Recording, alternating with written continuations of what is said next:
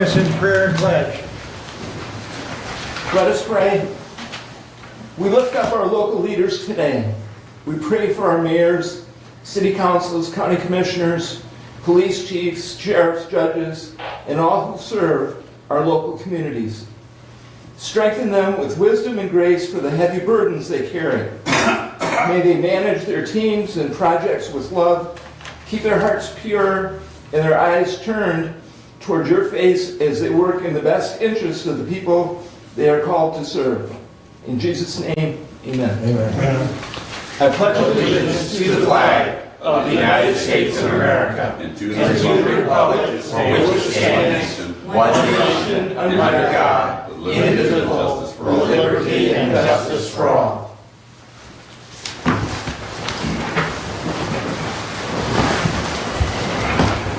Thank you. We'll have our first call out to the public. I'm going to dispense with reading our rule. I think I've read that enough this year. Does anyone like to address the board at this time? There will be another public comment at the end of the meeting. Bob? Good morning. Good morning, Bob. Just want to ask you, what's this guy? Oh, this is somebody's monitor. I'm going to close that down. Is that all right? I wouldn't touch it because Dave's got it all Agreed. set I might up. get technically the guys when you get on me. You can just stand to one Stand side. aside. Yeah, there you go. Well, anyway, first off, sometime back, there was a lot of issues here. My place has been broken into. The response was excellent. State police were there, 4 of them. No arrest was made. My place is vandalized, and other items was taken. No arrest was taken. I had the gentleman had my vehicle sort of taken in front of his truck. He couldn't get out. He did try to avoid that. I did have him by gunpoint when he came up to my car window within 3 feet, and still, pathetically, there was no arrest. Just taken in over at Lenawee County. The sheriff's department here, sort of a happy meal. I guess how to describe it, doesn't get enthusiastic about it. To respect the badge, absolutely. An individual, no. So the harshness is coming down even worse. I could care less one way or the other how you guys decide to treat the people in this county, but this is one of those items that I think you guys need to start responding to. I think that whatever we're gonna end up with, we got a lot more taxes coming up, and frankly, I could care less. I'm going to drop my place. You guys can have it, and I doubt very much you're going to enjoy what I have left over in there.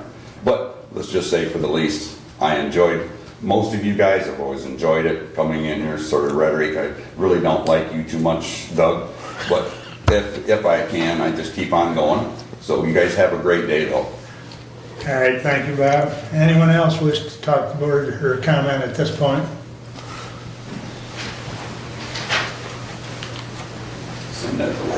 Morning, Good Jason. morning.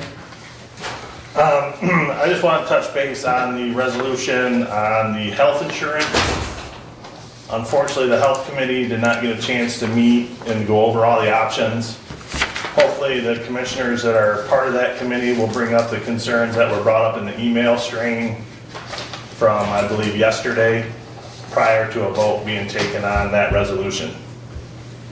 And other than that, we're 93 inmates this morning. We can house 67. So, there we go. Yep.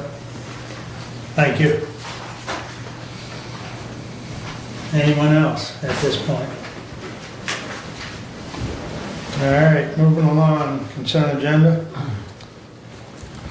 Move to approve. Support. Any comments on the minutes? That's the only item under consent. Hearing none, all those in favor signify by saying aye. Aye. Opposed, same sign. Consent agenda is approved. Correspondence, any comments on correspondence?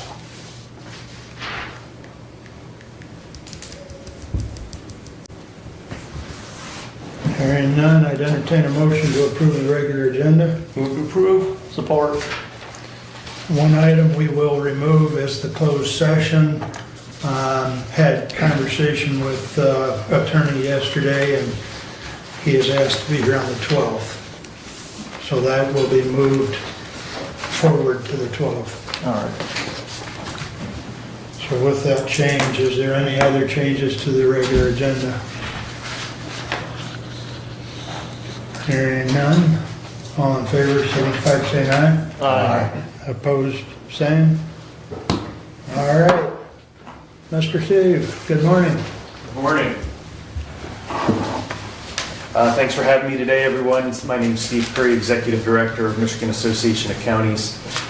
One of my roles as Executive Director is to try to get out to about every county every couple of years. It's a tough gig getting to 83 counties in 2 years, but I do my best. But always love coming down here to Hillsdale. Beautiful morning to drive down. Not much construction, which is a surprise, but so I'll go into the presentation. Feel free to interrupt, as always, if there's any questions in the middle of the presentation, or wait till the end. Let's see. Oops.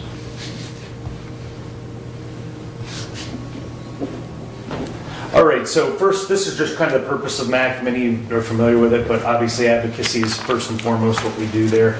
We also provide various educational opportunities throughout the year for county commissioners. Whether it's our conferences, our new commissioner school, which will be coming up this fall, we do in collaboration with MSU Extension, various webinars, just a variety of ways to further educate county commissioners, and also many services, and I'll talk about those later in the slide on the services that we're able to provide. Just a little board update. We have 16 members. We had elections at this annual conference. We had one new board member elected, John Malner from the UP district there, region. The board meets at least 4 times a year at each of our conferences, and then usually 2 other times. And we did elect a new second VP, and I'll introduce him here in a second. Brian Colt from Newaygo County is the new second VP of MAC. Melissa Dobb is now the MAC president. Antoinette Wallace moved up the first vice president, and Jim Story is our immediate past president. I talked a little bit about new county commissioner school coming up this fall. There'll be 4 of those. They're spread out throughout the state. Our next conference is our legislative conference of April 7th to 9th. That's going to be up in Lansing, Michigan. Look forward to seeing a few of you. I know a few of you try to make that conference each year depending on the timing of it, so hopefully you're able to make it. You're going to see a little different conference this time out of that conference. We're not going to have any breakout sessions. We're just going to have plenaries, but we're going to have a lot of plenaries. So it's going to be basically the same amount of content, but we're not going to have people splitting up. We're going to kind of try to keep people together. Just trying something different to see if people enjoy that learning format better than the breakout sessions that get to be a little smaller. So just to highlight some of the legislative accomplishments so far, this legislative session, of course, an increase to county revenue sharing. I'll talk a little bit more about that in a second.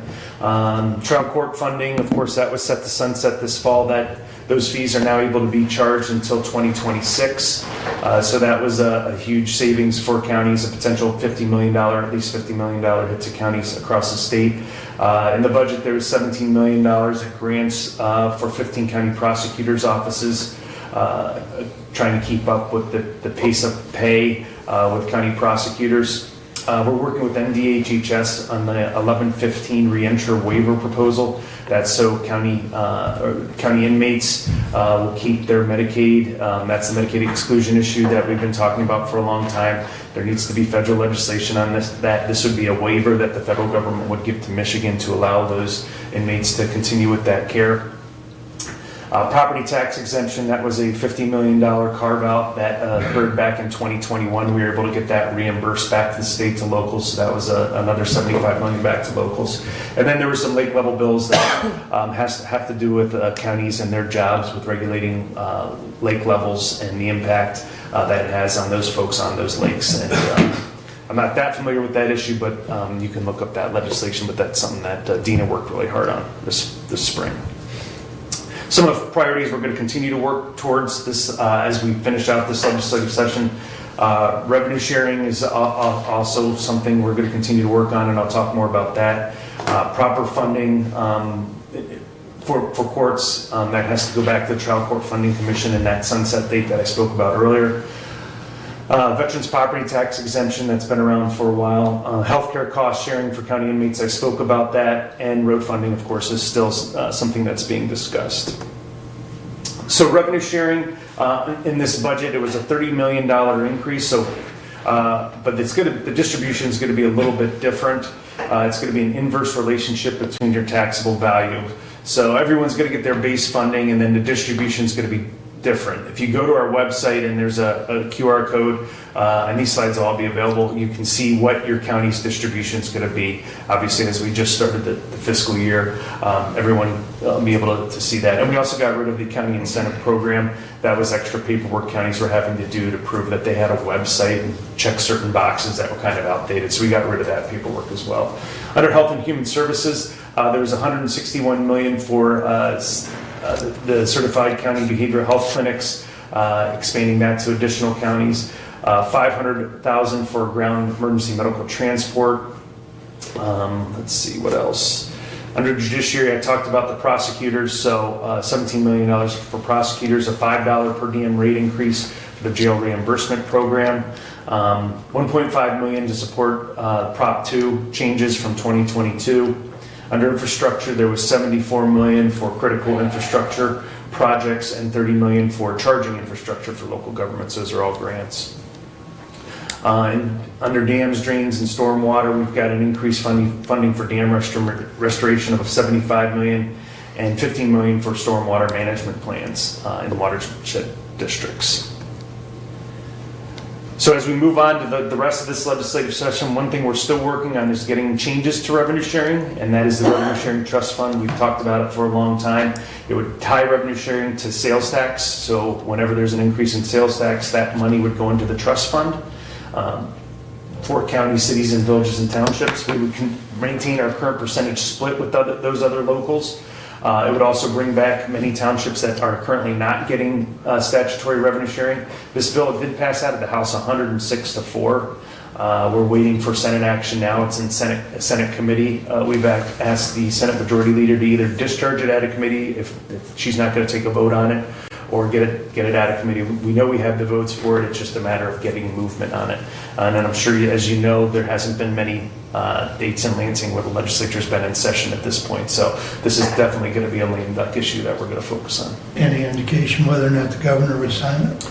I know the department has concerns about it. I doubt that she would veto something that had this strong of support coming out of the legislature. Okay. So we expect the same amount of support out of the Senate. It's just getting movement on it and the politics that are going on in Lansing as far as what the governor wants and what the legislature wants. But did hear some positive news in the past few weeks that there's an appetite in the Senate to bring it up. Veterans property tax exemption, something I mentioned before. This was passed back in, I want to say 2015, I think was the original bill when it passed. It gave a disabled veteran a property tax exemption. Obviously something we support our veterans very much, but what we are pushing for is the state to reimburse locals for that exemption. If that's a state exemption they want to vote on at their level and it hits our pocketbooks, they should be reimbursing us for that. And that's what these bills do. It have no impact on the veteran. They would still get their property tax exemption. But Treasury would need to reimburse us for that. We're awaiting committee votes. You know, if I had to bet on this, I'd give it a 50-50 shot. Again, you know, with the election coming up and this lame duck session and the potential changes in the state house, you know, it's tough to predict what's going to happen. If the Democrats retain control of the state house, you probably won't see a very active lame duck. If the House flips to Republican, you could see a very active lame duck session where these issues could come up. Minimum staffing for collecting bargaining units. This is House Bill 4688. Requires minimum staffing levels to list of items negotiated for those 312 units. We are opposed. It's still in committee, or did pass committee. It's on the House floor. The reason why we're opposed is if we're going to require minimum staffing levels, we're already having a hard time hiring in some of those areas, and it's going to increase costs if we're going to have minimum staffing levels. So that's something that we've opposed for a long time. If we already have a problem with hiring, and we're going to require more people to be involved, how is that going to work? So that's our concern there. Dark stores, something that's been around for a long time, of course. These are the bill numbers for this legislative session. I don't see a high probability of this moving. It's still something we'll continue to work on. Most of the damage has been done, to be honest, with the dark stores issue. There's still those out there, but this kind of goes through how the dark stores would be handled going forward. Statewide sanitary code, septic code, been talked about for a while. These are the current bills and how they're structured. I think they're on version 15 right now of this. There's a lot of moving parts to this. You have House bills that are probably going to have no traction at all. These are the Senate bills that have been introduced. Hearing not really a chance to get this done, but Sam Singh, who's in leadership in the Senate, is working on these bills. So Sam has been around for a while. He knows how to navigate the politics. If he wants to get something done, he'll work a way to get it done. But he has a lot of asks out there too, and I don't know how high of a priority this is for him. This is going to take a heavy lift. There's a lot of concern from across the board. Health departments, us, locals, obviously, CMHs, the folks that have to go out and inspect these, that with these changes would have significant impacts across the board. Homeowners. So this is a heavy lift. We are opposed to it. We are still working with the work groups to see what's going on with it, and obviously stay close to us as changes come about. We'll keep you informed. So that brings me to preparing for lame duck for you folks. We do have issue briefs for a lot of those issues I just talked about, including polluter pay, paid leave time, which was a recent Supreme Court decision that impacted that, unfunded mandates. So you can see all the issue briefs that are on there that you can go to our website and kind of get yourself abreast on. It's important because as we do go to a lame duck session, we're going to be relying on you to make some phone calls probably as well. You'll get updates from us. Hey, we need your help. Call your legislators as you see them around the next month and a half. You can plug them a little bit on some of these issues as well. You can also call us anytime, email us with any issues. Brad brought up an issue today that I wasn't aware of that we'll look into, but please feel free to reach out to our staff as well. These are our policy committees. So everything we talked about, all our positions are done through our policy committees. We have 6 policy committees that meet typically January through October each year. Our platforms were recently approved at our conference. They make our platforms, our board approves it, then our general membership approves it. So if you'd like to participate in any of these committees, many people participate remotely. We were doing remote way before it became a thing with COVID, obviously with the travel in the States, so you can participate remotely and feel comfortable that a lot of people are in there remotely. So if you'd like to participate in those committees, let us know. We can get you appointed. This is our MAC team. Hasn't changed much in the past few years. Amanda Despens is our government affairs assistant. Madeline Feda is an associate with Samantha Gibson, and Dina Bosworth, our director of government affairs. So Madeline handles transportation issues, primarily environmental, some general government. Samantha handles health and human services and judiciary issues. And on all those committees that I talked about before, we have county commissioners. We also have administrators that are appointed to those committees. They can't vote, but they help provide insight in the county operations. We also invite other countywide electeds to all those committees. So we have sheriffs, judges, clerks, registered deeds that sit on all our committees to help us understand what's going on in their departments as well as so when we're making those policies, we know what's going on there. MACPAC, we do have a PAC. This supports primarily those 24 former county commissioners that are in the legislature now. That's our MAC County Caucus. You can donate at that website there. These are services we provided. I mentioned them earlier. This is an offshoot of Michigan Association of Counties that provides all these services. Just to highlight one, CoPro Plus is our collaborative purchasing program. If you're purchasing off My Deal, it's very similar to that. It does directly benefit the association, though. It helps us keep our dues low. We haven't had a dues increase since 2008. So any participation with these programs helps support our organization. We have contracts, about 60 contracts on that website, coproplus.org. We have many sheriff's department options out there. We've got general office supplies. Just a good place to go and check the pricing where you can piggyback on some of those existing contracts. And then finally, these are all our ways we're communicating with you folks. Hopefully you're getting many of these. We've gone back to a printed newsletter every other month. Facebook, Twitter, Instagram. We do a podcast every week. Just trying to get you as much information as possible without overwhelming you. And some people digest information differently, so we try to give it to you in a variety so you can do that. So that's my presentation. I'll be happy to answer any questions. Questions? Go ahead. Steve, thanks for being here today. And just on your last about your communication, I do appreciate the printed publication because I'm a lot more likely to read that and poke around the website. And so I do appreciate that being sent out to us. I also wanted to thank Mac for the continued advocacy in regards to the sanitary code issue. I included in our correspondence today the flyer that you guys had. One of the things I don't think that is really understood is we have a housing crisis, not just collectively in America, but out here particularly in rural America. And the impact when you tell someone not only are they going to have to pay a fee every so many years, but the potentially that you will drive people from their homes because they cannot afford to put in a $25,000 engineered septic system.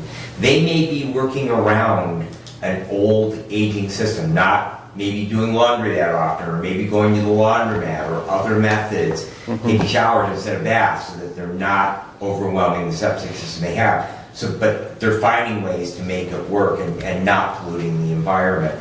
But if we have this enacted into law, we are actually going to end up with all kinds of properties that are condemned because people just will not have the ability to make those upgrades to those systems. It would be just devastating out here in rural America. I know in the little hamlet just south of my house that if you have to replace your septic system down there, it's a new engineered system, and it's $22,000 to $25,000, and a lot of those houses aren't worth $40,000. So it is really a huge issue, and I do appreciate again all the work the MAC's doing on that. Not just for the health departments and the counties and the administration of the thing, but just for the impact it'll have on the citizens here in the state. Oh yeah, thank you for that feedback. And like I said, we'll keep you informed as things evolve, and as we go into a lame duck session, things happen fast. So just be aware that we'll try to keep you updated as much as possible. But yeah, there are a lot of concerns with it. It's too big of a bite of an apple. We understand the concern of wanting to keep lakes clean, and they're an important resource here in the state. But to try to do all this at once, we think is just the wrong approach, and just not feasible. Well, and staffing Yeah. to accomplish such a task is, Yeah, both from the county department standpoint and the supplier's standpoint. I mean, there's no way they can keep up with inspections, and if we're having to put new ones in, it's just. right? Do you have any idea what the motivation for that bill was? Well, it's been talked about for many, many years. We're the only state without a statewide septic code, so that's the number one issue that comes up. And it'll continue to come up. It's just a matter of navigating in a manner that makes it feasible for everyone involved. Like I said, it's too big of a fix in one time. Doing 5-year inspections is just not something that can happen. So that's the primary reason. That's what we always hear. We're the only state that doesn't have it. That doesn't mean it's wrong. No, definitely doesn't. Any other questions for Steve? Well, thanks for coming down. Oh, go ahead. So one of the projects that I'm working on, in conjunction with county commissioners, is the materials management plan. I'm wondering what MAC is hearing on the new MMP statute and how our county's progressing. I'm not that close to that issue. I do know many counties are working on their plans. I think Madeline has done a lot of work on that. If you want to, I can get you her information or send you an email on her information. She's worked very closely on that legislation and with some counties on their plans. We're having huge challenges with timelines Okay. and with filling seats to committees. Okay. Locally, it's very difficult. Yeah, that's good to know. I'll put her in touch with you. I'll send her your email address and she'll reach out to you, and she can kind of fill you in on what other counties are doing if they're having that issue, if we're hearing that from the statewide standpoint as well. Thank you. Good idea. Anything else? All right. Thanks for coming down. Great, Steve. thanks, guys. Yep. All right. Moving right along. Keith, you're up next, sir. I'm gonna close this now. Well, good morning. Nice to see all of you guys still here. But otherwise, I'll get right to it. I'm sure you got some questions for me. Reading emergency units service area, which is the 11 townships and 4 cities, our response times are 11 minutes and 14 seconds. That's the average response time. Outside our service area, still in Hillsdale County, that is 21 minutes and 15 seconds. And we ran, in the last quarter, we had no out-of-county mutual aid calls. We didn't leave the county, which is good for us. Our current staffing levels are a little smaller this year, different than what's on your sheet. We just had another paramedic go casual. So right currently we have 4 full-time paramedics, which one of those is out on workers' comp and has been out for months. It's not anticipated to come back for maybe a couple more months at that point. We can get them back on the road. We have 2 casual paramedics that are only required to work minimum 24 hours per month is what we require. Our full-time EMTs and AEMTs, we have 9. Our casual staffing, we have 9 EMTs. Our call volume comparison is going up. Even though our staffing levels seem to get smaller, our crews are still running more calls. So the emergency response calls that we ran that quarter is 2,485. No, I'm sorry, from January 1 to October 1st is 2,485. That is up from 90 calls from when you compare previous year's 23. Our transfers are even. So we're running the same amount of transfers as we did last year. With the lack of staffing, there are less transfers that we are doing. So we have to turn a couple extra down, which other agencies will come in and take care of for us. The wheelchair vans are also down at this time, down 44 calls of 385. Our unables to handles is, even though our staffing levels are down, we're still down from 38 from the previous year. So we're still in our service area. So we're not leaving for those mutual aid out of the county. That keeps our vehicles available in county. And we're down 66 calls from the previous year. Our response to mutual aid is up 5 calls from the previous year, which is 86. I know there's a question on our audit. Our audit was completed at the November 25th, 2024 Board of Directors meeting. I will show it to our board, they'll approve it, and then I'll have it to you within 2 weeks. And that concludes my portion. I'm here to answer some questions for you. Why are you waiting 11 months after the end of your fiscal year to get that audit? We're not waiting. Board? We're not waiting. We go through They take care of the people that need their audits done quickly, and then they get to us when they get to us. We can't go any faster than what the accountant, the CPA says.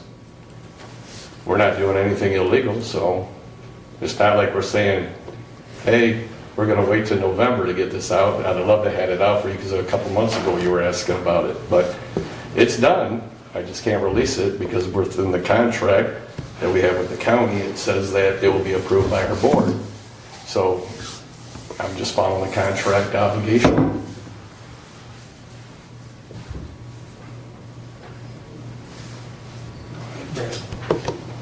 Keith, don't take my questions personally, but just I want the board to be aware of, because they don't always see the emails. I know that you've copied me on emails to the state. How many times in the last quarter have you not been able to provide an ALS card? In the last quarter, I believe 2. I emailed you on both of those. Yeah, and that's the number I had. So and you have 60% of the coverage of the county? I'm not sure on the percentage. 11 townships, 4 cities. Okay, so overwhelmingly the majority of the geographic area. Correct. And honestly population too, because the city of Hillsdale is your coverage area. So what that just simply means is when Reading doesn't have ALS coverage, advanced life support coverage, then other agencies have to step up, and we have 3 other ALS agencies, and they have to step up, and 2 of them are really on the border over on the east side. So Addison actually, the next county over, Hudson hopefully has an ALS unit in Pittsford, and Somerset, of course, up in the corner. The other is just, it kind of echoes that. You tell us you've got 5 medics. It takes 5 people to staff a 24/7, 365 schedule. If nobody gets sick, if nobody goes off on work comp, if nobody takes a vacation, and you've got 9 full-time either EMTs or AEMTs. So in order just to stand up 2 cars, if one's BLS and one's ALS, you haven't got the staff. And I understand that's critical. I just, I just want to, point that out and make sure that, my fellow commissioners, because we do take a lot of money from the county taxpayers when we pass it along to the ambulance agencies. And, I guess my point is those staffing levels, if we look at them comparative to a year ago or 2 years ago, they're not worse, but they're not better. I can remember 2 years ago that we were looking at, you had 5 medics, and I made the same point. It takes 5 people to staff 1 car with 1 medic. So that means that we have 1 ALS car and 1 BLS car, maybe, as long as you get the part-timers to show up. So just any plans, if you want to speak to that at all, of how, and I mean, I get it. I work outside of Hillsdale County part-time for, a large EMS agency, and it's not a problem that everybody is having, especially with medics. And you'd think with the amount of money we've thrown at that the problem would be getting better, but it's not. No, it's not.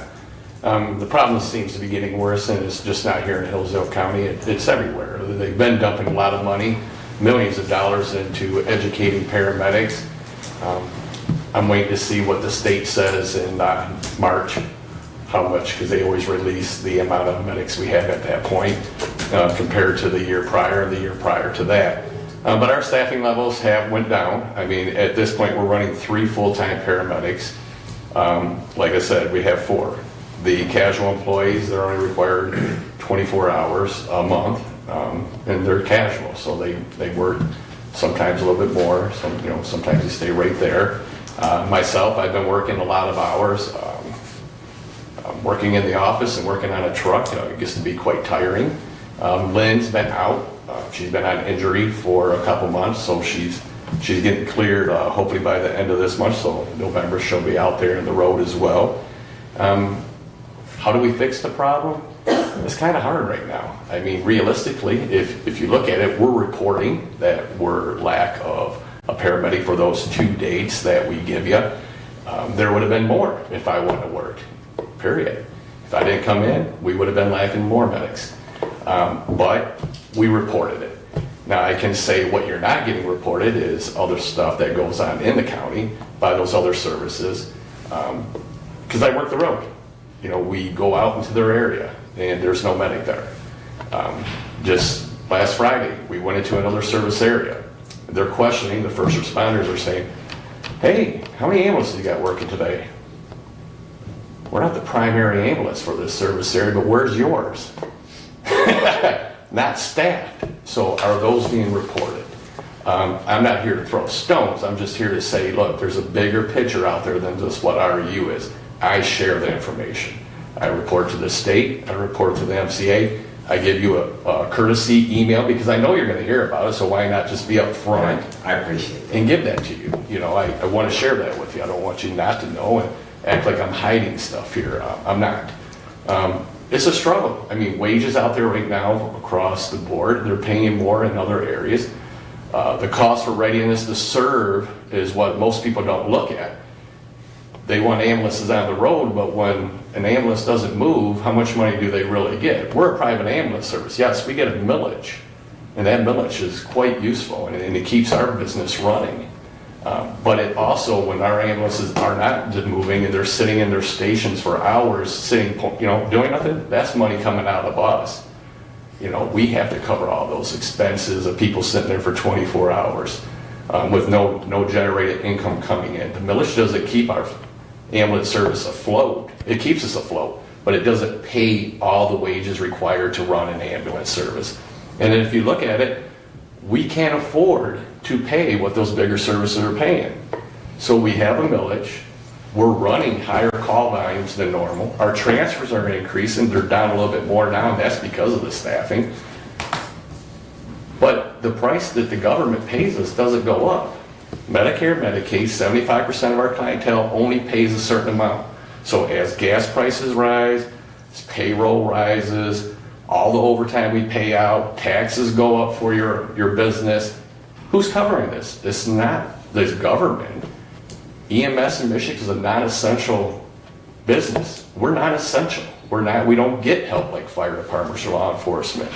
We are not essential. So there's a lot of ambulance services that have been out of business, that went out of business over the last couple of years. We're still doing okay. We just need to get some paramedics. Financially, we're doing okay. It's just the paramedics that we're trying to pull in. We're advertising in Indeed. We advertise on social media. We've been to job fairs. It don't seem to work. And then those classes that you're talking about, you know, and I mentioned, so those big ambulance services like Life Care or, you know, Emergent Health Partners or Life EMS, MMR, they put on these classes and they sponsor people to come work for them. Well, they sign contracts. Well, when you come out of their school, you have a contract to stay with them for so many years, and they pay a lot more. So why would you leave? Because now you have these brand new paramedics that work for these bigger services that start sending their bills to the income that they're making. So at that point, when they make their bills to what they're making there, how can they come to us? And the only way they come to us is when they lose their job and they can't work for them no more, or they financially are set to be able to come work for us. Because we have different, you know, we do different things here than those bigger companies. So it's noted. I mean, we all are aware of it. The short staffing, it's just not us in Hillsdale, but it's hitting us. I mean, you're right. Realistically, if we were going to put a paramedic on every ambulance that we have for 3 stations, we need 10 to 12 paramedics. We have 3 full-time. 10 to 12 paramedics is what we should have if we're going to run ALS paramedic rigs in every station. We would also need a lot more income because those wages go up, all the overtime, and that costs a lot more. And then when Medicare and Medicaid don't pay, it's rough. That's why we can't give the big pay raises. I don't know, did I answer your question, Brad? And like I say, it was really more informational, Keith. So like I say, it's really not a criticism. I just want my fellow commissioners to understand the challenges, because when they hear that, you know, there were long waits or they couldn't get an ALS, that, you know, I want them to understand the reasoning behind it. I'm much closer to it. I see the same challenges in the big services as here. So, but they have a firm grasp on the whys. Right. No. And we do. We receive a lot of money, and you have every right to ask your questions. I mean, that's the role here. You guys got to make sure you're doing due diligence to make sure the money's being spent wisely. We're doing everything we can. It's not when we didn't have a paramedic, we still had 2 ambulances running. They weren't paramedic ambulances. Most of the time they were limited, so which is still an ALS ambulance, and in this county they can pretty much perform the same skills as a paramedic, maybe minus a couple extra. But otherwise, we had ambulances on the road. That's why our call volumes going up, our unable to handle are still going down. It's just that paramedic facet. And it's a struggle across the state. Thank you. You're very welcome. Go ahead. Keith, I want to ask on the average emergency response times. In the city of Hillsdale itself, what we see here is an average time, I would think that's county-wide average. Mm-hmm. You have pockets of geography, though, where it's less or more. In the city of Hillsdale, what might be a typical average response time? 7, 8 minutes. When I go to the city council meetings for them, I report their time frames. just as if I go to Montgomery, Camden, I report their individual timeframes for their pocket. Right. But it is a lot less because we're here, our main station's here in the city. But now, if the city ambulance is out on a call, the next ambulance is coming from Reading or Litchfield. So it does take time to get there, and we don't respond with lights and sirens the majority of the time. It has to hit a criteria that will respond with lights and sirens. So we get stuck behind cars driving the speed limit and, you know, stopping at every traffic light and stuff of that nature, but it's just safer that way. There's ways of fixing things for other outside agencies, which Brad's fully aware of. I've spoken with him before on this, is priority dispatching, and you've heard me in here talk about priority dispatching before. If this county went to priority dispatching, a lot of the extra calls that you see Hudson running on, which I feel sorry for them because they get abused. If our ambulances, we could have 3 sitting at Hillsdale Hospital, 3 ambulances, don't matter, 2, 3, whatever we have working for the day because they're dropping patients off, and there's a lift assist, no injuries, lift assist. Well, the dispatchers have to contact Lenawee Central. Lenawee Central then contacts Hudson to dispatch here. They can't hold the call. If they could just hold the call, they wouldn't have to bother other outside agencies and allow the agencies in their service area to manage their own stuff. But if we eliminated that, if we went to priority dispatching, and then we'd have more time frames for those non-emergent calls. And they would justify what's a priority 1 or priority 3. And if it's a priority 1, then that's just lights and sirens. This is the national statistical number, which Whitaker's fully aware of. There's roadblocks in his way as well. I'm sure he would like to go down the priority dispatching road, but that's a lot of involvement with your medical direction and whatnot. But I think that's one way of fixing a lot of issues in this county, is to be able to do that. You know. Thank you. Any other questions for Keith? Thanks for updating us, Keith. Very well. I do appreciate all of you. Thank you. Have a good day. All right, we'll keep moving. Brent, you've got a full docket. Yeah, so first here I will move to take resolution 24-103 from the table. Support.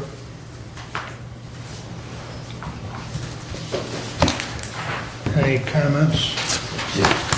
Go ahead. Thanks, Mr. Chair. I just wanted to follow up that, just for, Point of order. yes, sir. I do not believe the motion to take from the table is debated. Okay, Okay. correct. We need to take it off the table and then we can discuss it. All right. All in favor signify by saying aye. Aye. Opposed, same sign. All right, now you may All right, continue. thank you, and thank you for the reminder on probably. I just did want to report back, I think I've told everyone, but Woodbridge did repeal their tower ordinance at their regular monthly meeting, and so that removed the roadblock and the reason why that this was tabled. And so now that that is out of the way, that I am glad that we were able to move ahead with the purchase of this piece of property. With that said, I would encourage you to read the resolution. I will reread the resolution. Yeah. To the Honorable, this is Resolution 24-103, to the Honorable Board of Commissioners. We authorize the chairperson of Hillsdale County Board of Commissioners to sign the attached real estate purchase agreement between Robert C. Barnes and Angela L. Barnes, husband and wife, of 2860 East Camden Road, Hillsdale, Michigan 49242. The sellers in the county of Hillsdale, Michigan, a Michigan governmental entity. The buyer, with offices located at 29 North Howell Street, Room 1, Hillsdale, Michigan 49242, for the purchase price of $42,500. And again, this is for purchase of a parcel of property at the corner of Camden and Grass Lake Roads. Mr. Barnes has completed the property transfer or property split paperwork, and I believe that's in the works of getting to the assessor for that township. And I believe he's already signed the paperwork to start the environmental study that we have to do I saw an email on that. on his behalf as the seller, so.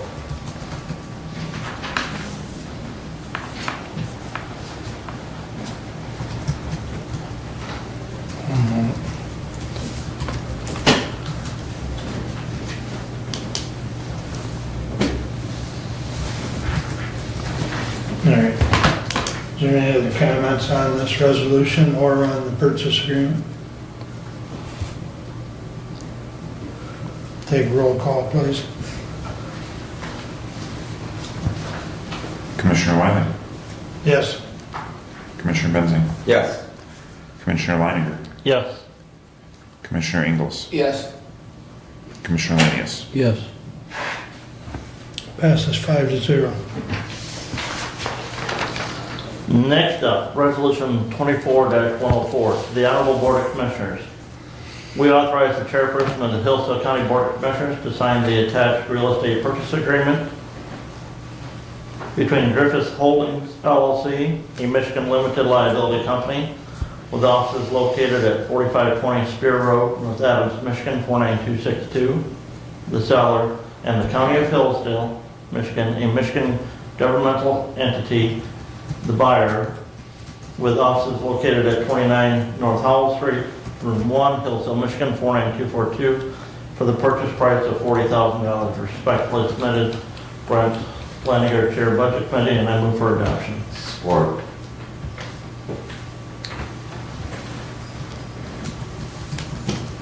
Now, this property that's referenced here is on Reed Road, which is just north of Hoxie Road, Yeah, Hoxie. just north of Hoxie on the east side of the road.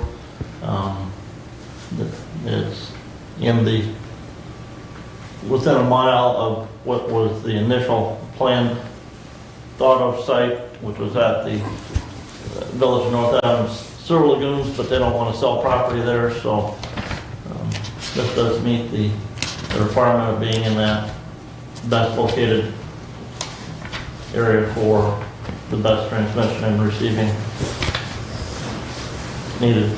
And it is outside of the radius of the airport. It's outside the 4 nautical mile radius of the airport, yes, sir. Yep. Yep. And this is not, this parcel, if I understand it correctly, it's not located on an intersection, it's, It's correct, it's north of, there's a house to the south of it, there's another communications tower. I don't remember if it's the parcel directly north or if there's a small parcel in between this one and the one to the north where that other communications tower is, but that's, I want to say, under a 200-foot tower that's on that site. And we won't be looking at a 300-foot tower. okay, so that's not going to conflict. No. Okay, okay. All right, any other questions on the resolution and the purchase agreement? Hearing none, roll call, please. Commissioner Benzing, Yes. Commissioner Leininger, Yes.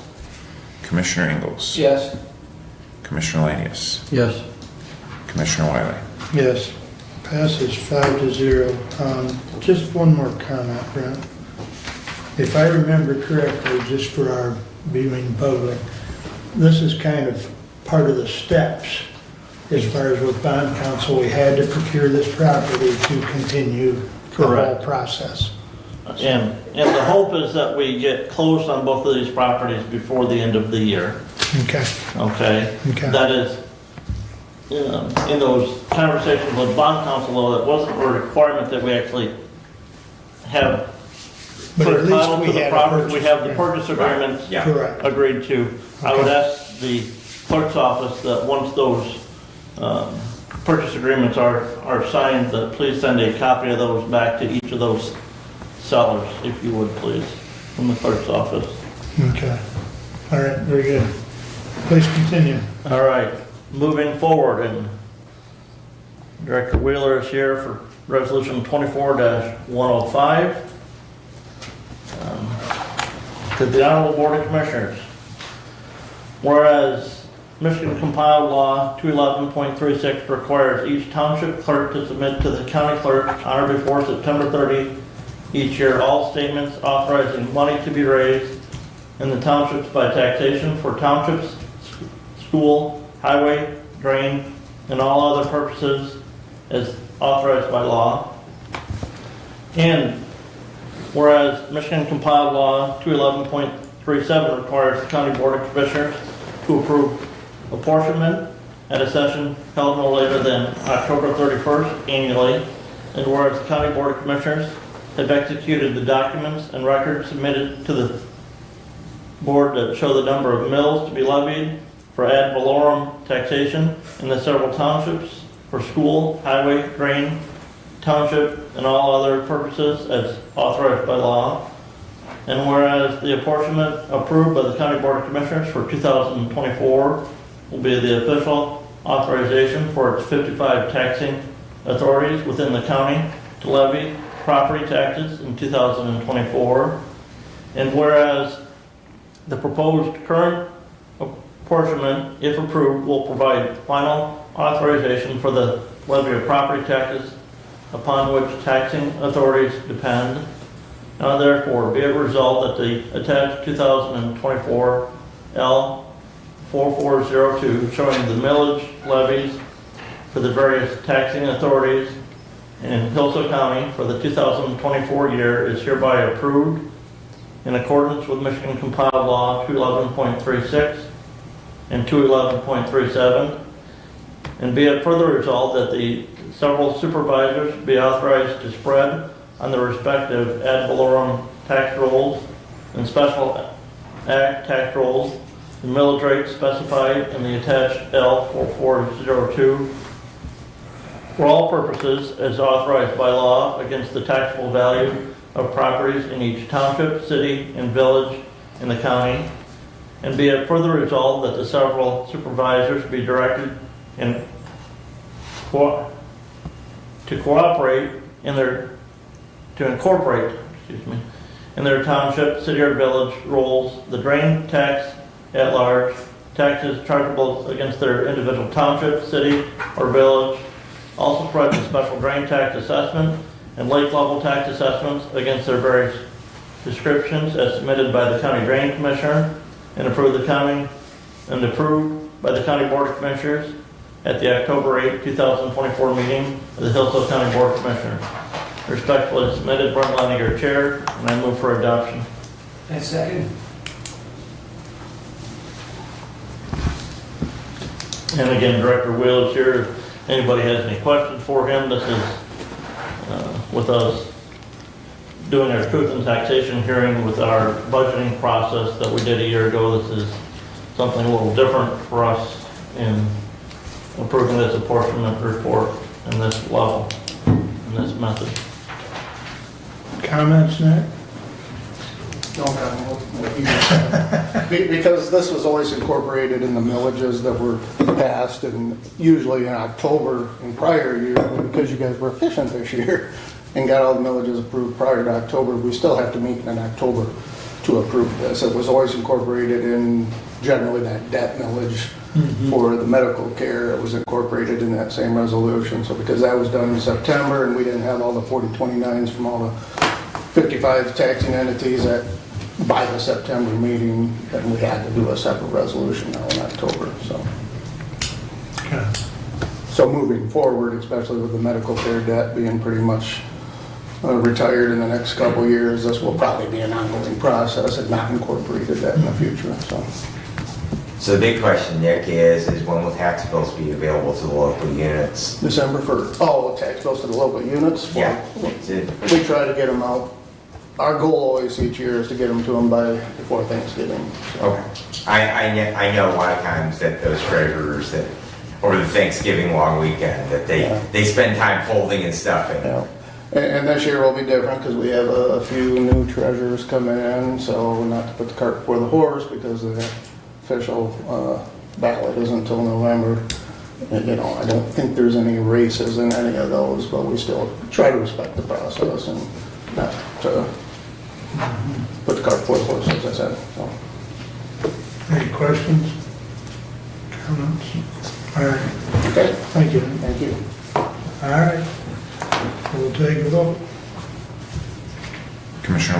Yes. Commissioner Ingalls, Yes. Commissioner Lanius, Yes. Commissioner Wiley, Yes, Commissioner Benzin. Yes. passes 5-0. Please continue. Resolution 24-106 to the Honorable Board of Commissioners. We recommend approval of the attached pay schedule to be effective January 1, 2025. This schedule includes an increase of 3% from the 2024 schedule and is included in the Budget Committee's proposed budget. Respectfully submitted, Brent Leniger, Chair, Budget Committee. I move for adoption. I second.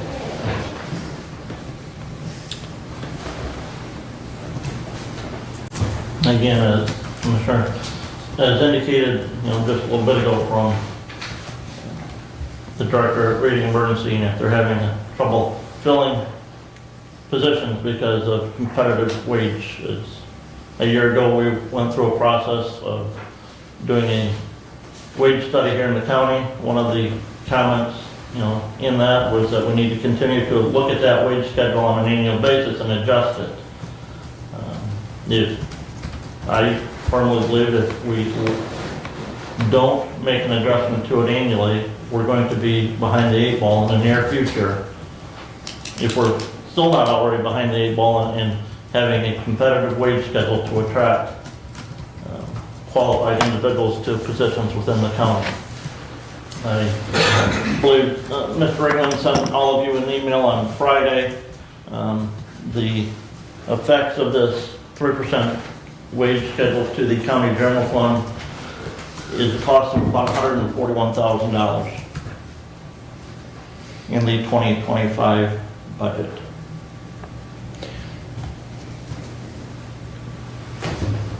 Now, this is excuse me, this is in addition to the approximately 3.1 that most everyone will get by going up a step. Correct. In that wage schedule, as in our personnel policies, we have adopted individuals hired prior to January or to July 1st of this year, and January 1st of next year will move from whatever step they're on up to the next higher step. That step is about a 3.125% increase across the board for those employees that are impacted by this schedule.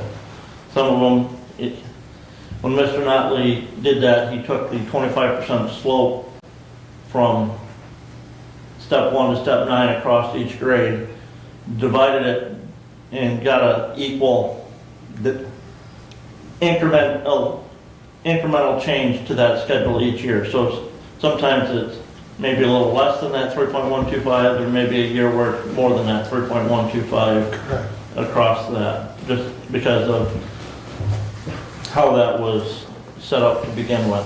Correct. Okay. And the numbers you see here in the schedule includes the 3% over and above. Correct. And it's, comparable to those collective bargaining agreements that we have at the Sheriff's Department and at 911, where the Sheriff's Department, they have I believe a 5-year start, year 1, 2, 3, 4 step increase out there, that every year in that collective bargaining agreement, somebody works there, they hire in, they go to year 1, year 2, each of those steps up in years has an increase, as well as every year there's a inflationary or what was negotiated adjustment to that wage schedule for each of those increases. And again, anybody at the top end of that wage schedule, and we don't have very many in this non-collective bargain group of employees that were at that step 9, but anybody that was at a step 9 without this 3% adjustment would not see a wage change in 25. Okay. Anything else? Yeah. Brad? Good. I guess it's me. You're first. I just wanted to echo what Commissioner Leiner said, that basically what we established a year ago was a target.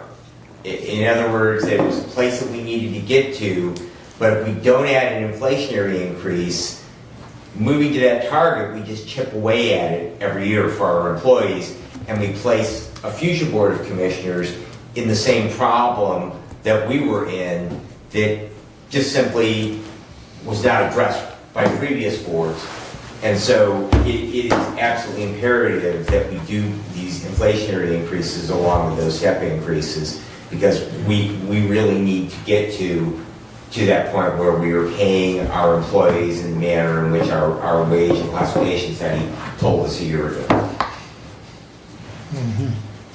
Steve? So with the cost of living and everything, the way things have gone up, and you've been to the grocery store, I only wish that 3% could be 6%. That's my comment. So, I understand. I understand. And again, Commissioner, you know, Yeah. I wish it could be more. if somebody was at step one, they're gonna see about a 3% Yeah. increase moving from step one to step two, and step two is going up 3%. So Yep, I get it. they are getting about Yes. that 6%. Yeah. Yeah. Now, somebody in But I somebody- mean even more. Yeah, but somebody in step nine, Yeah. We'll see is some gonna more. see that 3%. Right. Now, that 3% on step nine is, you know, whether it's grade 1 or grade 15, that 3% on that is more than Yeah.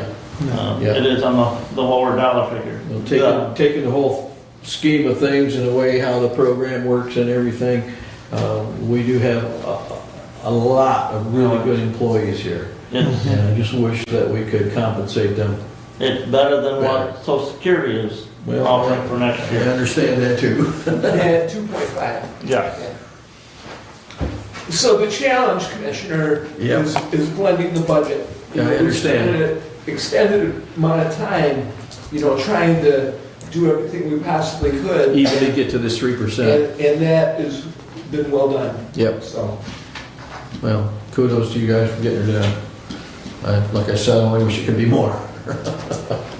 As Brad has said many times, we deal with a finite amount of money. So, all right. We can't raise the price of wages. This is true.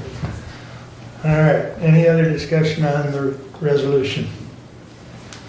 Hearing none, we'll do a roll call, please. Commissioner Ingalls, yes. Commissioner Lanius, Yes. Commissioner Wiley, Yes. Commissioner Benzing, Yes. Commissioner Leininger. Yes. Passes 5-0, please continue. Continuing on, Resolution 24-107 to the Honorable Board of Commissioners. We authorize approval of the below list of county positions to receive a 3% pay increase effective January 1st, 2025. These positions are elected positions that are not covered under the compensation and classification study and are not compensated according to the approved pay schedule for county employees resulting from the compensation and classification study. These pay increases are in the proposed 2025 general fund budget. Treasurer from $64,295.86, a 3% increase of $1,928.88. For the 2025 salary of $66,224.74. Register of Deeds is going to have the same figure increase from $64,295.86. The increase of $1,928.88 to $66,224.74, as well the Drain Commissioner. The Clerk from $65,713.56, an increase of $1,971.41 to $67,684.97. The Sheriff from $78,790, a $2,361.03 increase to $81,061.93. The Prosecutor from $103,450.07, a $103.50 increase to $106,553.57. Respectfully submitted, Brent Leininger, Chair Budget Committee, and I move for adoption. And second? Commissioners, Go ahead. members of this body were not included on this list. There's still some things that the Budget Committee is working on for the Board of Commissioners. In regards to the Board of Commissioners, the request that was submitted by the Chair and Vice Chair for approval. So that is still something that will be taken care of if there's an adjustment before December 31st of this year. Okay. I'm glad you made that comment because we are part of the elected officials. So, all right. Any further comment? No? Brad?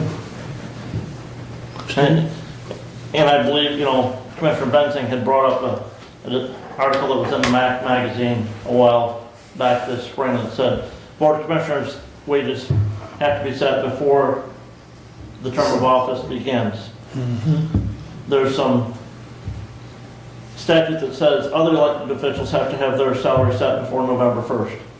So we're taking care of the other elected officials before November 1st. Board of Commissioners we can still do before December 31st, before the new term of office begins. Okay. We'll be looking for that resolution.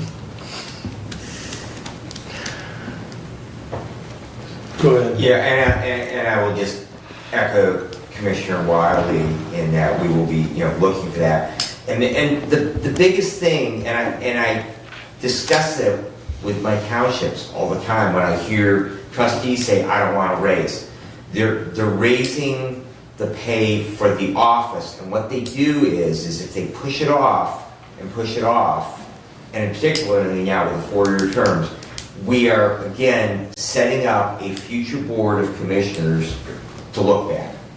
It's just that, because of the nature of the statute, that the way that we cannot raise pay unless we establish it before the beginning of the term, and in particularly with the new 4-year terms, we have so much of a longer period of time that if they are adjusted in small incremental amounts, we set up a future Board of Commissioners to look very, very bad, even though it's not a lot of dollars, to look very, very bad to the public, because if you heard the story out of Kalamazoo County, that they're talking about a pretty large percentage increase, and that's what happens, is suddenly, instead of a 3% this year and a 3% next year, you're looking at a 25% to catch up, and it looks bad. So I do appreciate Commissioner Leininger as budget chair, that your budget committee continuing to look at that, and I will look forward that there is an equitable adjustment.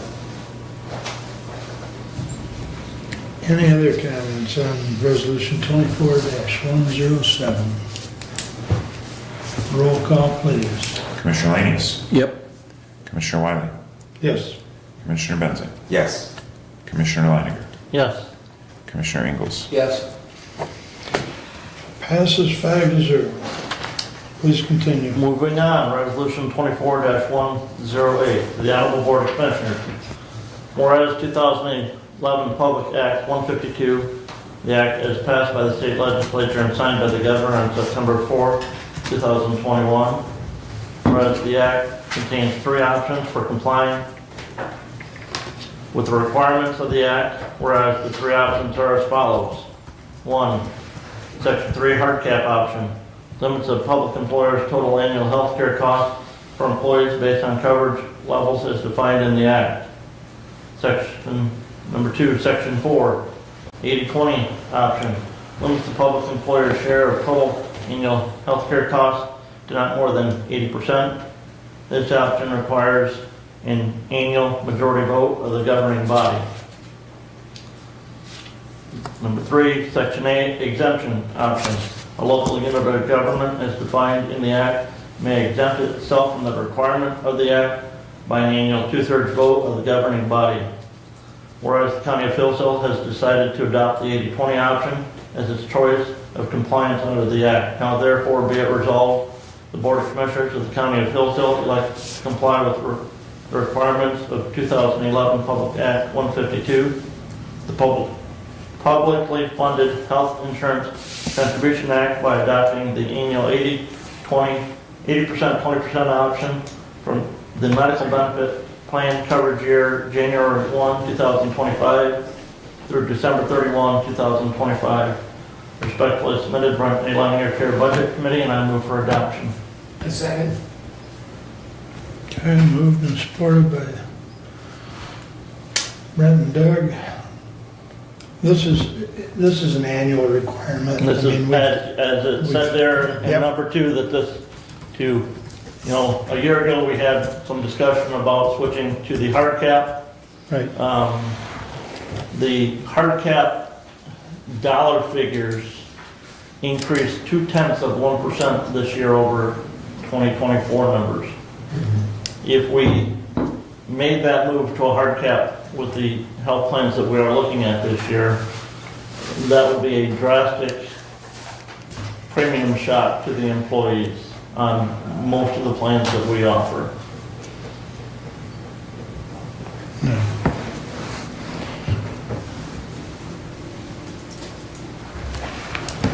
any other, go ahead, Brent. I just wanted to, from a historical perspective, I think the owner was here back in 2011, and this was one of the Snyder administration things that was huge for local government, not just counties, but any unit of local government that provides health insurance for employees. And we have always done the 80-20. We've looked at the hard cap in the past, we've always done the 80-20. And I do appreciate the clarification. I know Commissioner Ingalls filled me in on what you had just reviewed, that there was going to be a significant increase to our employees if we adopted a hard cap this year. So I appreciate the budget committee that we were able to stay with what we've done, because doing the familiar is often much easier. And in this case, it was economically the best thing for our employees regardless. So. But I believe that this will continue, that we have never done anything other than the 80-20. And I'm glad to see that we're able to continue with that. You get your sheet? Mm-hmm. Okay. On the page 3, just as an illustrative example, and correct me if I'm wrong, but the cost to an employee, just under Plan 1 or Option 1, the hard cap for a single would have been $214. The 80-20 is $160. Yeah. Okay. Yeah, I mean, just for an illustrative example. One person, And that's on the proposed Blue Cross plan that we'll talk about in a minute. Correct. The priority plan would be $325 on the hard cap and $189 on the For a single. 80-20. Right. And it gets proportionately worse as you go to the double and the family plan. Yeah. So the 80-20 for the employees is the best option. So, all right. Any further discussion on the election for 80-20? Roll call, please. Commissioner Wiley, Yes. Commissioner Benzing, Yes. Commissioner Leininger, Yes. Commissioner Ingalls. Yes. Commissioner Lanius. Yes. Passes 5-0. Please continue. Resolution 24-109, to the Honorable Board of Commissioners. We recommend Hillsdale County offer the following health insurance plans from Blue Cross for the 2025 benefit year to all eligible employees. Simply Blue PPO HRA 1000. Blue Elect Plus POS HSA 1650. Blue Care Network HMO HSA 1650. Simply Blue MVP PPO HSA 6350. Each employee will have the choice in which plan to enroll or to waive participation in the county health plans. Should an eligible employee waive coverage under the county health plan, they shall be compensated for the terms and conditions of the Hillsdale County Employee Handbook or respective collective bargaining agreement. Respectfully submitted, Brian A. Leininger, Chair of Budget Committee, and I move for adoption. And second. Moved and supported. And again, this, in the email that was sent out last week from Mr. Ringman to each of the commissioners with a proposed 2025 budget in it, he highlighted that this change saves about $144,000 to the county general fund. And you know, that proposed budget is built on those savings, using those savings to pay for the 3% wage increase that we just approved as well. A year ago, had we switched to Blue Cross a year ago, that savings at with Blue Cross at that point in time would have been that same $140,000 as well to the general fund. The plans, options 2 and 3 are a little bit different with Blue Cross than what Priority has. And, you know, none of us sitting here can direct the health insurance company to tell them exactly what we want for a plan. They're gonna put a plan together that they're gonna use, and then we have to choose from them. We are contractually obligated in the collective bargaining agreements to offer Plan 1 to all of the eligible employees. I don't have the number for just the general fund, but the savings, if that was the only plan that we offered, the savings on that plan with Blue Cross compared to Priority is about $178,000. If that was the only plan that we offered.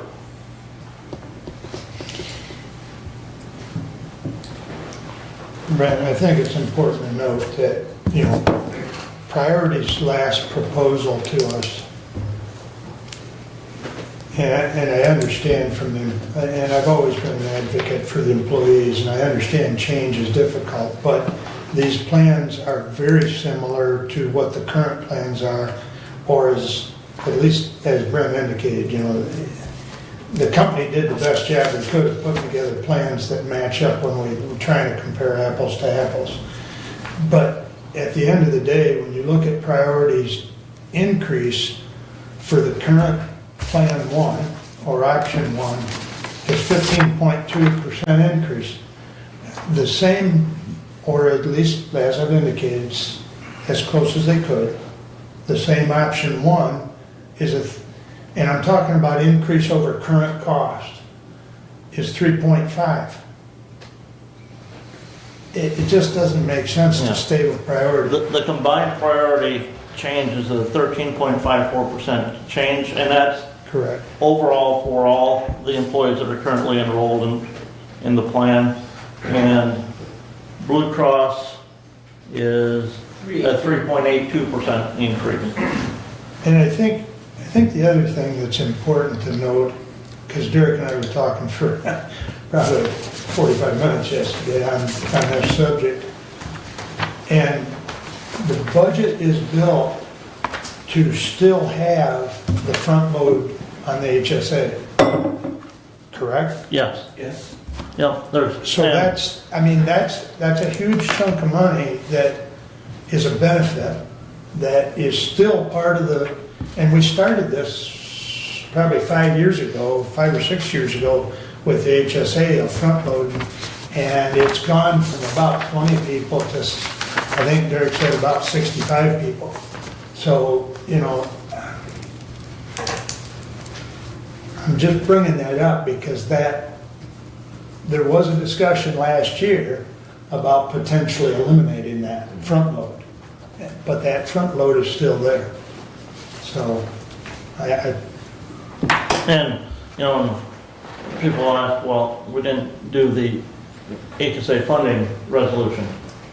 The last time we passed that HSA funding resolution, we made it, so it wasn't for a specific year. That continues unless we actually come back and change that resolution, so. correct. You know, and as mentioned in public comments, some of these plans, some of the employees, if they keep a comparable plan with what they have now, may see or will see an increase in out-of-pocket expenses. Correct. We understand that. Some of them, they may see that increase in, but we may have employees who will never hit that cap as well, never touch the deductible. But I also, Brent, with that said, I think there is the potential for some of those employees to switch to a different plan since we do offer four options. That's right. And potentially still see some savings as far as their max out of pocket or something else. Or their exposure, exactly. Right. Yep. So, this whole discussion leads me to say that it is very important that the employees attend one of the open enrollment sessions or view it because we record it and put it online. Derek and I have been extremely disappointed in past years about the lack of attendance of those open enrollment. And Dina or one of the other staff are here to answer questions. They do a short presentation, so it helps the employee to make that, determination of where they need to be. So, And again, some of the concern was the change in the out-of-pocket on the two lower deductible HSA plans. As an insurance agent, I work with customers when an open enrollment for individual plans start November 1st. Priority Health sells individual plans. Blue Cross Health sells individual plans. right, Priority. You buy the lowest deductible plan, it's a gold plan, has a $7,800 out-of-pocket cap. And that's not an HSA plan. That's the best plan that they offer. $7,800 out-of-pocket. The HSA plan, the option 2 HSA plan that we offer for an individual, they would have a $4,000 out-of-pocket cap. They're paying 20% of the premium. Their max exposure for medical bills in a year is $4,000. Yes, it's an increase over the current priority plan. But it's, a 13% increase in premium is something that we've got to look at. How do we keep that cost down? yeah. Well, and I think the other thing we talked about, Brent, is, having one of these other types of policies to offset some of this, such as AFLAC. Right, I routinely talk to people and advise them, if you're not using your health insurance, take the high deductible health plan. Save on the premium. Set that money aside into your HSA account for if and when you do need it, and buy a supplemental accidental injury policy for those what-if scenarios that are accidents to get that reimbursement back there.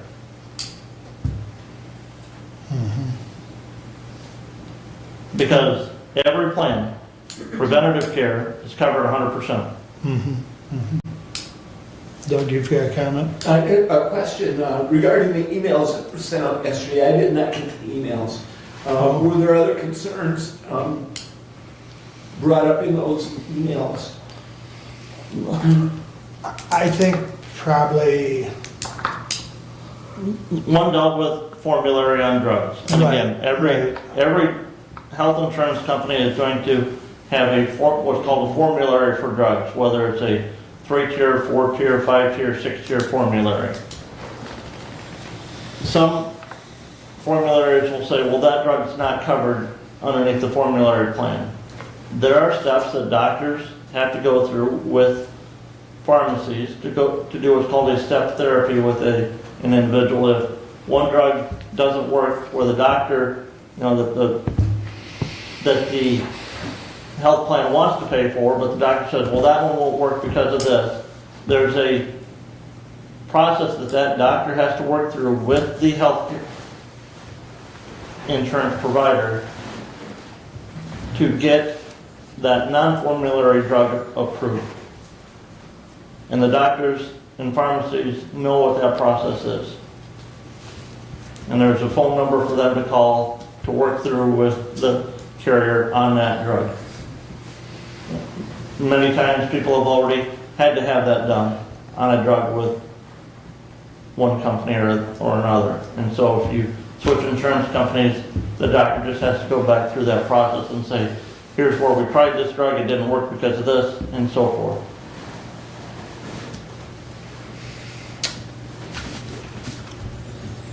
And prescription drug costs are the primary driving factor behind the increase in health insurance. I think the other, there was a little bit of concern on the max out of pocket.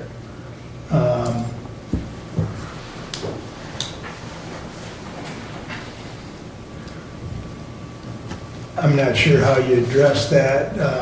One of the concerns expressed, and that individual that expressed the concern was also in the HSA, so some of that max out of pocket exposure is going to be tempered, if you will, because we're putting for a family plan, what is it, 2,400? 2,800. 2,800. So that'll temper it a little bit, but there's still going to be a increase in max out of pocket versus what it is currently.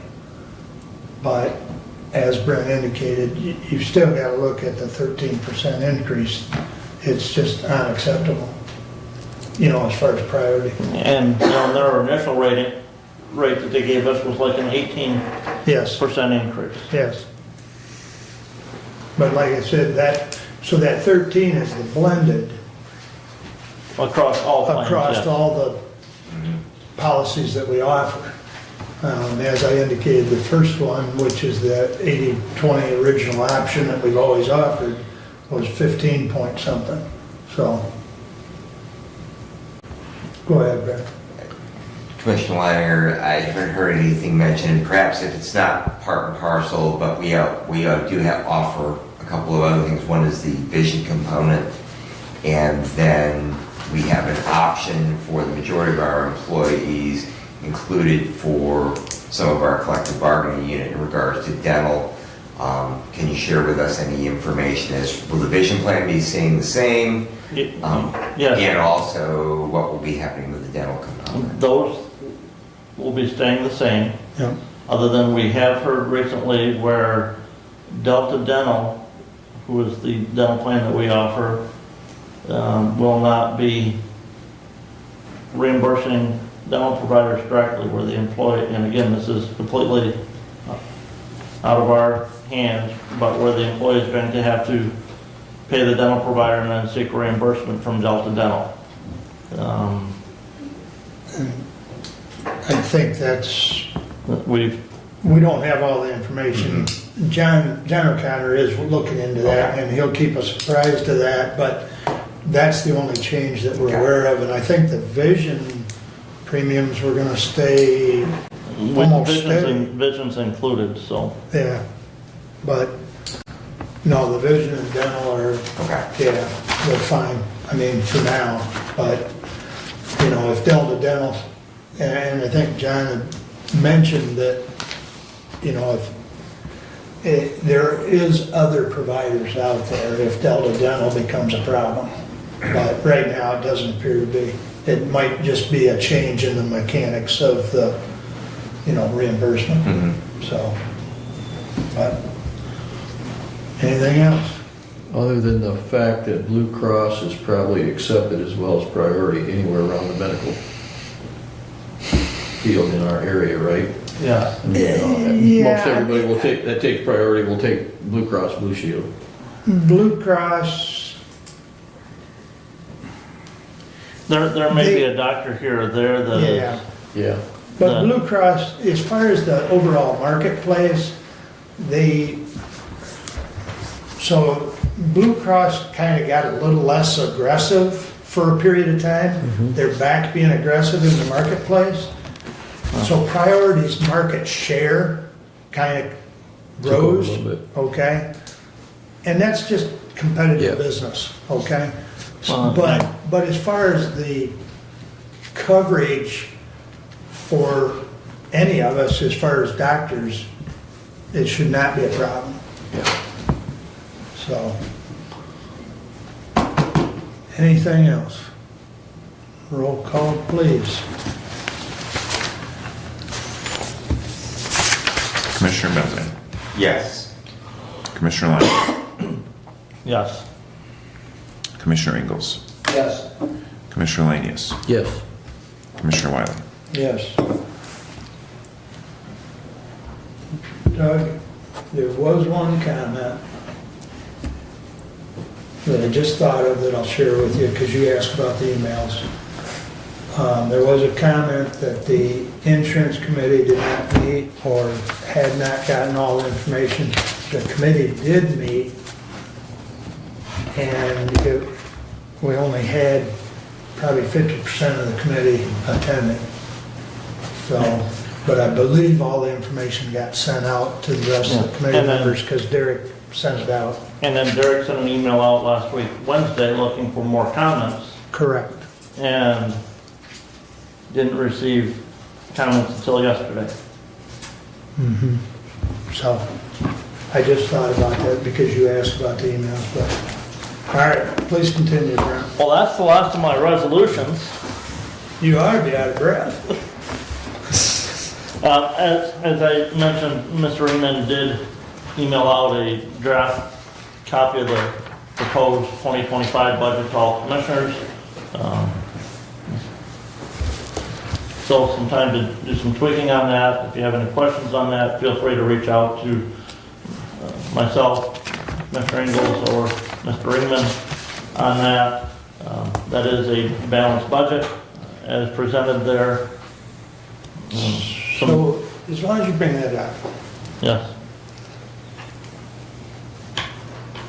I do have a question, because I don't think it's in there. Parks.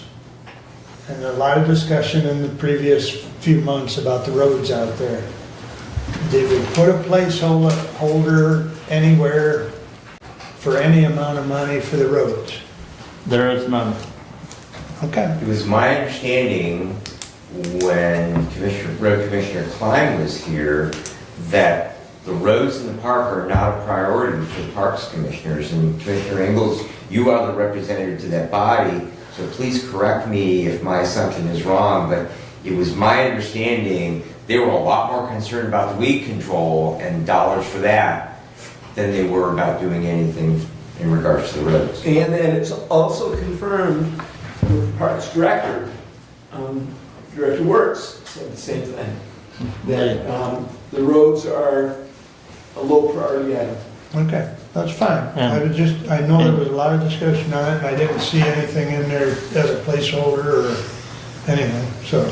And additionally, because the parks are a county department, our proposal is to have those bills for the parks, not funnel through the road commission, but funnel through the accounts payable, just like all other county departments do. Okay. Okay? That's fine. Because hopefully by doing that, that takes less road commission staff, so they don't think time, so we don't have to pay the 8% on those expenses to the road commission, which frees up some additional funding for use at the park. Okay. All right, thank you. I have one-ways meetings this week. I'll leave the opioid committee discussions to Commissioner Wiley, as that's underneath his report here in a little bit. And Health Department is not meeting this week because our meeting schedule is adjusted. We will be meeting in early November. And that concludes my report. Okay, any questions for Ron?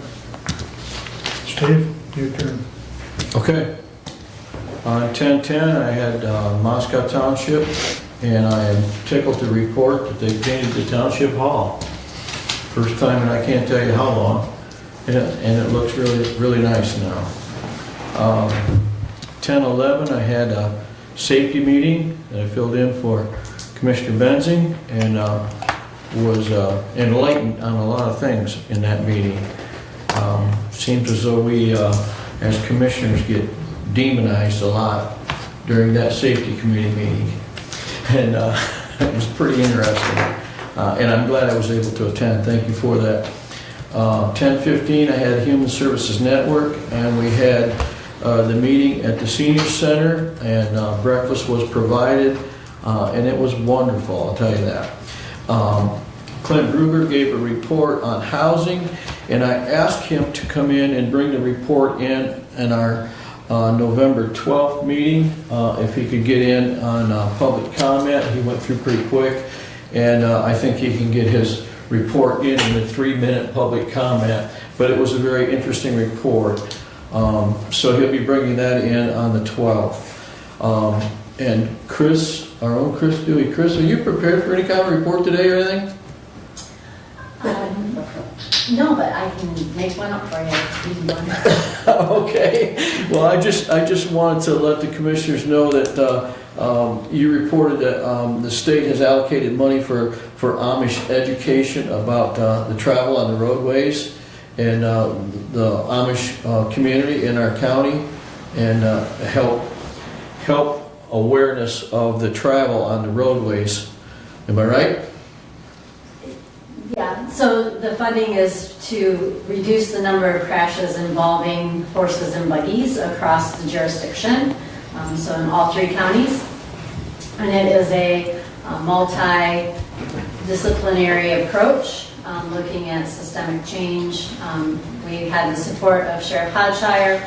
We've been in contact with Mr. Griffiths at the Road Commission. They've agreed to be part of our advisory committee. And so we will start meeting hopefully at this month, early November, to begin the planning work for that grant.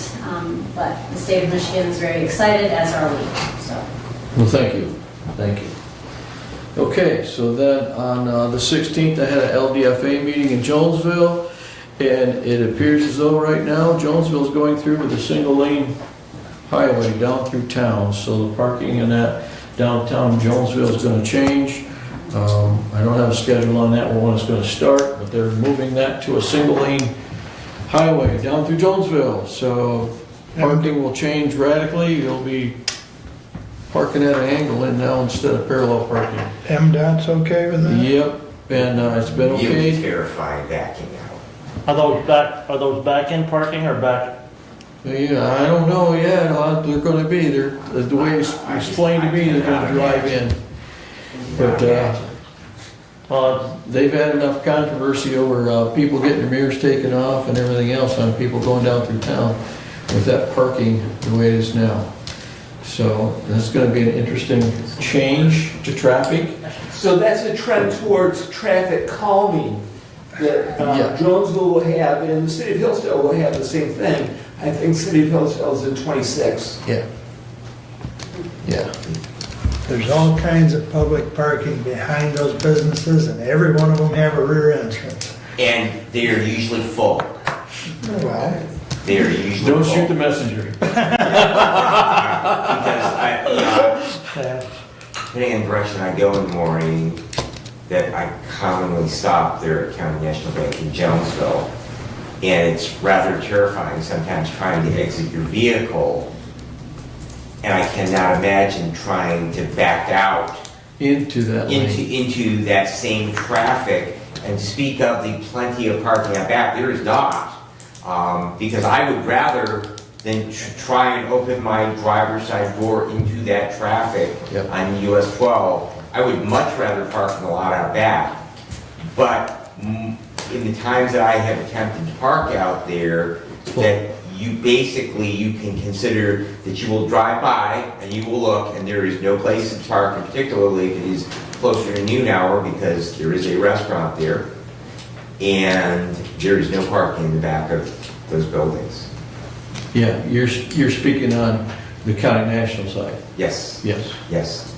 On the other side, Very little. completely different issue. Very much so, There's- yes. yeah, there's Municipal more on the other parking, side. But on the county national bank side, Right, right. yeah. Well, we'll see how it plays out. And that's me today. all right, any questions for Steve? All right, Brad, your turn. All right, to make up for my lack of much of a report at the last meeting, I've got a bunch of stuff for you. Community Corrections met on October the 9th. They are looking at changing the providers for the electronic tethers that they use to those individuals that are in supervision. Some of it has to do with monitoring, some of it also has to do with a cost savings. And I will add that the cost of those tethers, when those people are released on those, are paid by the individual that's on the tether. So helping reduce those costs is helpful in getting more of those folks out in that kind of supervision out in the community. They did approve their 2025 meeting dates. Just to note that those are public meetings regulated under the Open Meetings Act, and they are posted, and they meet quarterly, so that calendar will be up on the bulletin board down in front of the clerk's office. The Security Committee, as Commissioner Lanius noted, met on the 11th. Thank you very much, Commissioner Lanius, for attending in my stead. I was in Northern Michigan, so I really appreciate you going on, and I'm glad that you got a different grasp that that is something, regardless of our committee assignments, that it's good that we all have an opportunity to attend in another commissioner's stead, so we can see just exactly what goes on in those things. Sometimes we can't reflect the flavor of Commissioner Ingalls. He might have some comments later on in his report about that as well. The 911 board met on the 16th. Work continues on the new CAD system.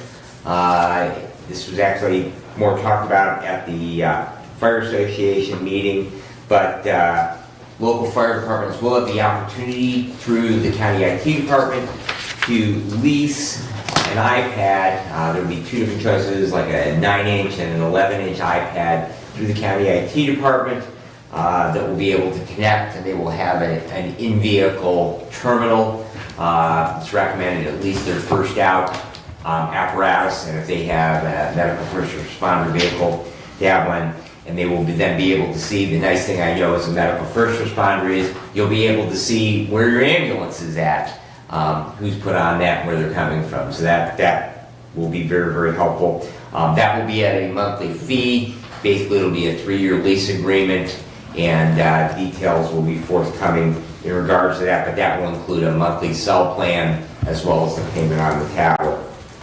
Management personnel met on the 18th with Director Whitaker, who, in regard to discussing the job descriptions for both the 911 director and emergency management director. Director Whitaker has sent to us proposed for that emergency management director, and we just received, I think it was yesterday, an update on the 911 director position as well. Both of those actually date back to the current job descriptions, date back to when Mr. Sanford was in those two positions, so it's good that we have a look at those. And it is our hope that management personnel will have those at our first meeting because they do, the job descriptions do need to be approved by this body. And so consequently, we hope to have those for our first meeting in November for you to look at and hopefully approve those as they are presented. Jefferson Township heard a presentation from the North Country Trail regarding the work to relocate a section of the trail near Osseo to private land.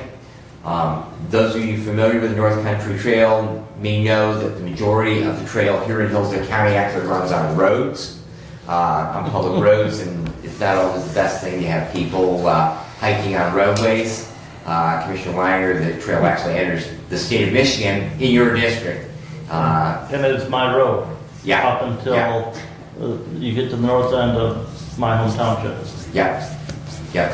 So, and surprisingly, there are a lot of through hikers, people that, it is America's longest scenic trail. It's longer than the Appalachian Trail. And it's amazing how many through hikers there are, people that complete that entire trail from New York out to North Dakota. So, and also just a note on that, it is part of the National Park System.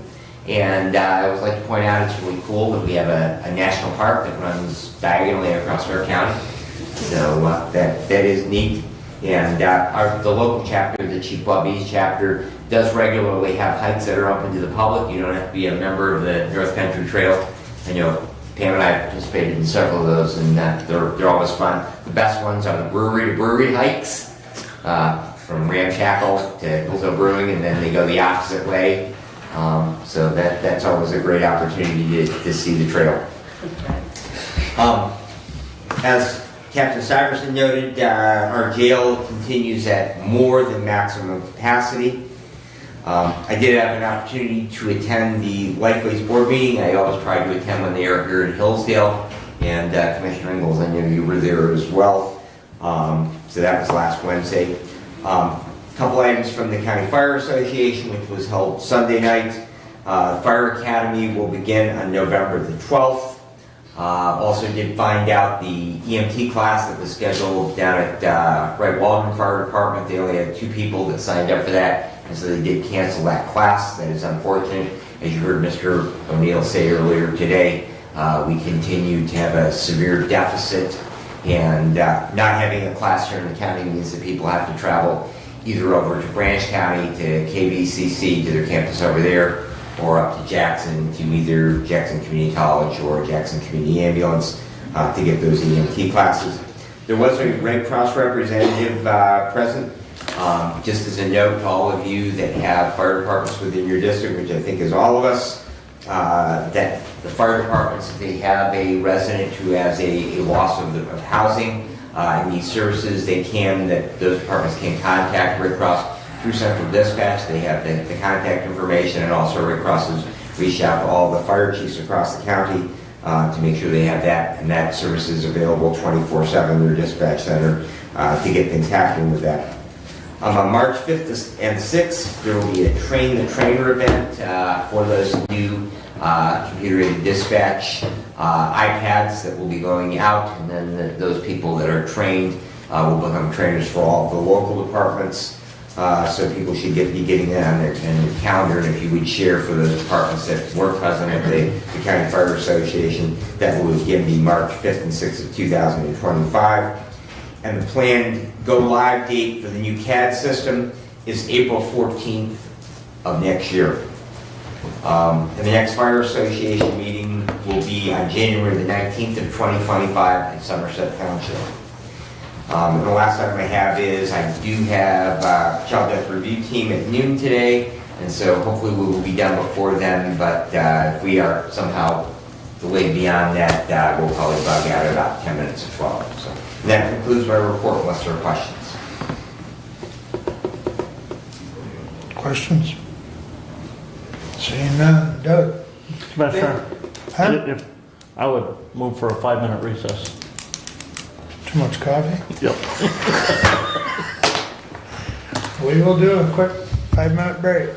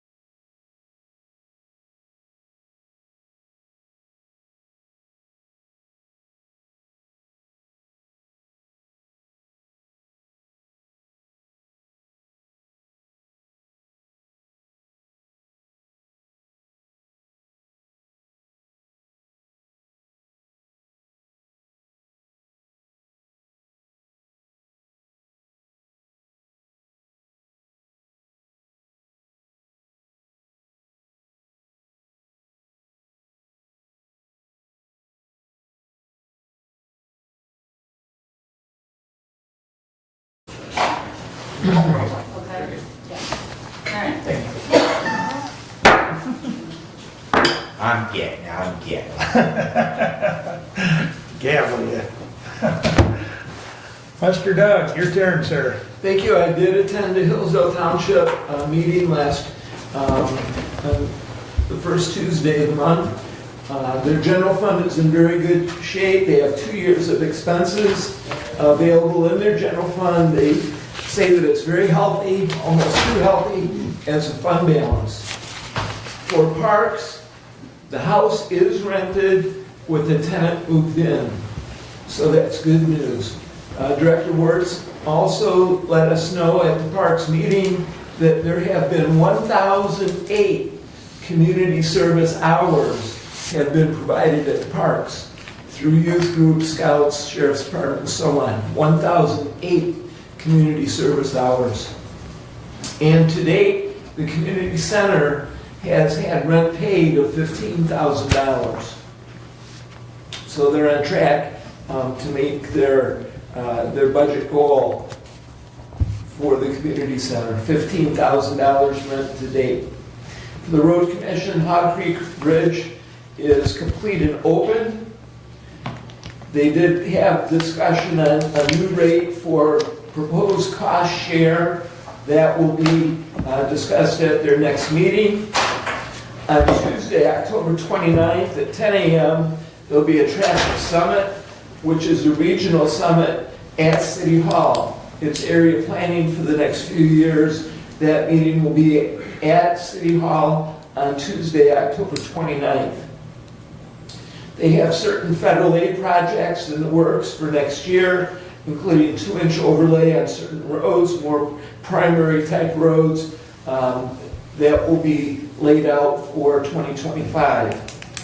The pavement park markings is in process. Currently, the brine is completed, chip, fog, and sealed is complete. Scraping is in process in preparation for winter, and the roadside mowing is in progress. We have had many budget meetings in the last couple of weeks. We're complete just about, as Commissioner Leininger said, a few tweaks. So please do, commissioners, look at the budgets that were sent to you. If you have any comments, please do get with us, because we do want to know what your feedback is. That's why you get those before the published draft are proposed. So now's your chance. Michigan Works Southeast will have a special meeting on Monday to discuss certain staffing issues that have been brought on by a resignation. We'll meet on Monday, probably in Ann Arbor.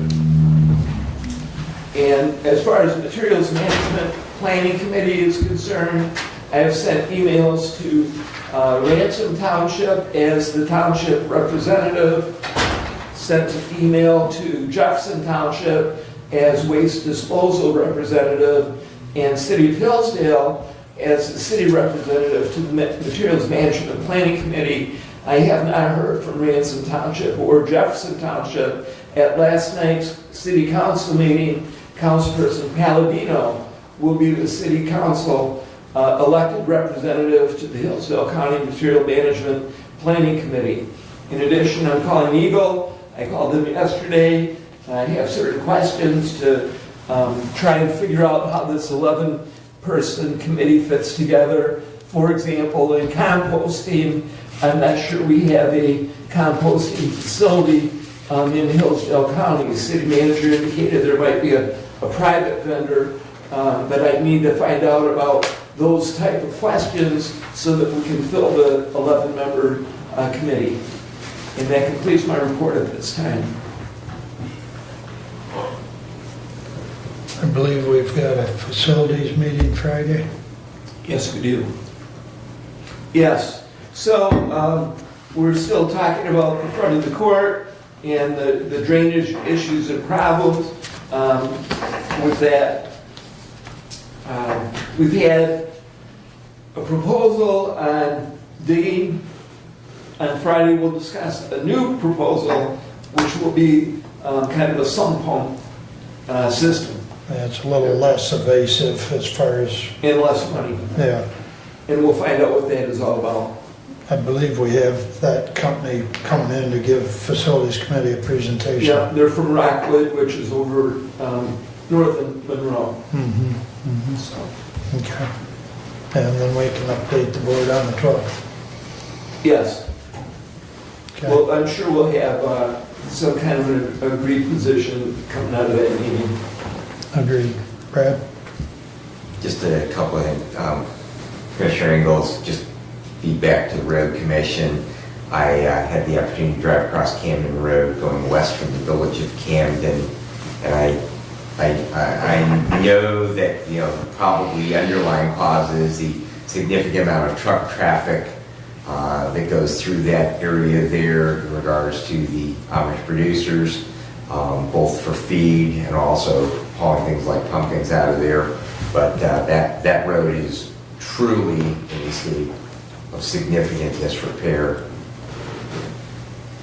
The other is in regards to composting. I did reach out to Commissioner Wiley because within the ag community, I recall when Milk Source purchased the large dairies down south of Hudson, which they are no longer the owner, but they had talked then about a composting plan for their manure management plan, and was curious if he could locate anyone through the large producer ag community that might possibly be doing composting for manure management, which I would believe would qualify in that materials management plan. And so that's part of the question for Eagle, is to find out, you know, what their level of licensing is required and so on and so forth, and what would be acceptable, you know, in our management plan.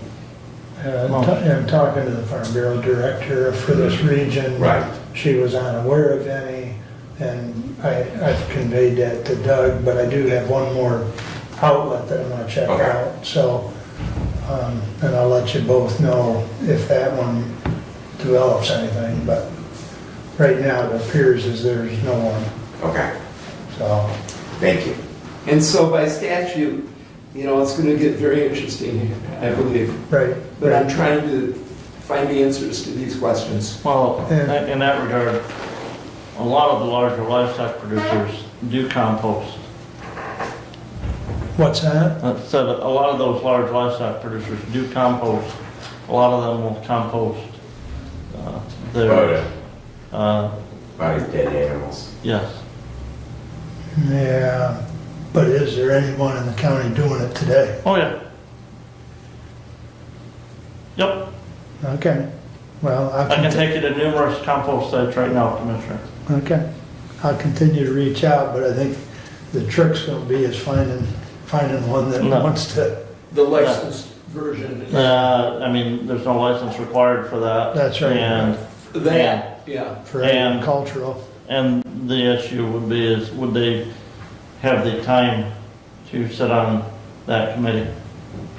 Right, You know, and that's the real rub here, is finding someone that will meet the statutory requirement, much as that, you know, we had to fill the natural resources position on the planning commission, had to go to one of our local conservation clubs to get an individual, because the soil conservation district was no longer able internally to be able to have a representative. So we may have to get, in order to meet the requirements for Eagle, we may have to become creative, with their blessing, of course, as to who some of these positions might be filled by. Yeah, that's the point of the question. So, Camden Road, I want to ask, between what road and It what would be road? basically east of the village limits, and I would say going out beyond at least Patrick Road. To South Hillsdale Road. Yeah, well, yes. exactly. It does get better the further out you get. Actually, to M99. So stem to stern. Yeah. No, that's just about 14 miles of it, but I can drive my normal rate from M99 to probably Hillsdale Road, but once you get beyond, say, Woodbridge Road, that it definitely requires some additional attention to the roadway. It is crumbling. And even in the village of Camden has issues in the village of Camden on that road. Well, I have a road commission meeting on Thursday, and I will bring this up. Okay, appreciate that, thank you. A reminder, Commissioner, if you could ask them to forward a copy of their proposed budget as soon as possible so that we can include that in the projected special revenue budgets that we have to I may have approve. that, I'll look, I may have that. Okay. Anything else for Doug? All right. I have one resolution. And I think as Brent alluded to, the opioid committee met 10 days ago. We are bringing to you Resolution 24-110 to the Honorable Board of Commissioners. Whereas the Hillsdale County Opioid Committee met on October 9th and recommends that the county enter into agreement with Branch Hillsdale St. Joseph Community Health Agency to form a collaborative planning committee for the purpose of development of an educational event in Hillsdale County, which will provide presentations from multiple disciplines on topics that may include law enforcement, statutes, Good Samaritan laws, treatment, prevention, health, medical, mental, and public, court systems, etc. Whereas the educational opportunity shall be held in Hillsdale County by September 30th, 2025, whereas the agreement shall cover the period of October 1, 2024 through September 30th of 2025, and may be extended should both parties mutually agree to an extension. Whereas a proposed budget has been prepared for said planning committee, now therefore be it resolved that the chairperson of the Hillsdale County Board of Commissioners is authorized to sign the agreement with the Branch Hillsdale St. Joe Community Health Agency. Respectfully submitted, Mark Wiley. There's a little typo in there. Etc. Should be Yeah. TC. Yes, And I will support. ECT instead of ETC. Okay. We can fix that. Yeah. Thank you, Stephanie. Did I get a support? I'll support. Thank you. Discussion? What does et cetera represent? You've got Good Samaritan laws, treatment, prevention, health, medical, mental, and public, court systems, and et cetera. Chris, I'm gonna rely on you. You wanna come to the podium and answer questions on this one? All I want to know is what's et cetera stand for. Where does it stop and start? Well, that's part of putting this planning committee together, and that's why I'm gonna rely on Chris to help explain that. So et cetera basically covers any other topic that the planning committee may determine would be well represented in the event that we plan. As I shared with the opioid committee, we were asked to bring a proposal forward to plan an educational event. Unfortunately, at this point, I don't want to really say we're going to do this, this, and this, because we need to look at what's the data showing us in Hillsdale County, what do the needs show us for the topics that we present. So, et cetera, just sort of gives us kind of a broad blanket to determine if there are other items that I did not necessarily think of on my own that the committee comes up with. They would, of course, be related to the overarching topic of opioids in Hillsdale County. Okay. And I might add, Steve, that one of the discussions with the opioid committee is that once the committee is formed and the topics are formulated, that she was going to come back to the opioid committee with either monthly or quarterly updates. So we've still got, I mean, if you're looking for oversight, that's kind of the oversight that Okay. But this is like a one-day event, is what you're... Correct. Correct. And At this point in and if I might time. continue. Yeah. Chris, so there was Prevention Works hosted, not necessarily similar, but yeah, sort of similar. Their one-day event that they had previously, I believe it was at the Senior Center, it was Celebrate Wellness or Project Wellness. And I hope that the organizational group is looking at the feedback forms from that event as to what was successful and was not successful, because that was a one-day event. And I think it was very well received. I think they had like 140 people that did attend that. So I hope that they are looking at the goods and the bads from that, Yeah. and taking that into consideration. So actually, Ms. Firestone from Prevention Work is the one who approached the health department and asked us to consider doing this project on behalf of the agency and for the opioid committee. We would definitely be working collaboratively across multiple facets. In my head, I already kind of have a list of what organizations I would like represented on the planning committee that we can work with. Definitely do not want to create something that is not collaborative in nature. And definitely looking at what's been offered previously and ensuring that what we bring to the table in this next cycle would be something that would either address different issues or address a different demographic in the community. Thank you.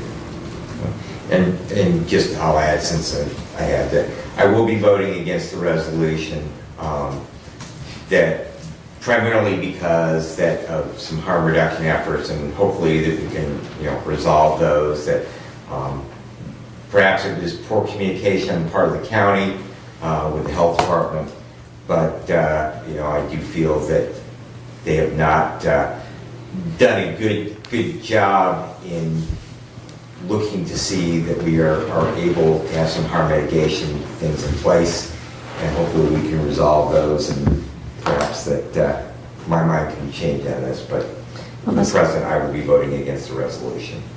Commissioner Benzing, I respect your opinion, but I will also allude to the fact that the agency has been supportive and we do provide Narcan. We have worked with Prevention Works and we do take part in harm mitigation strategies as well. And while I understand your concern and I respect your decision, I would like to point out that we do continue to do harm reduction work. Thank you. Any other comments? Doug? Because I don't know, I would like to ask of the opioid committee, who are the members of the opioid committee? Can you? Who are the members? Yeah, I know. So Chairman myself and Brent, Yeah, Derek Ringman, yeah. Chris Firestone, okay, Tim Dixon, and Melissa. What's her last name? Miles, thank you. Yes, there you And there go. is still an open position on that as well. For substance abuse recovery, so we are looking for one more member for that committee. Okay. Thank you, Abe.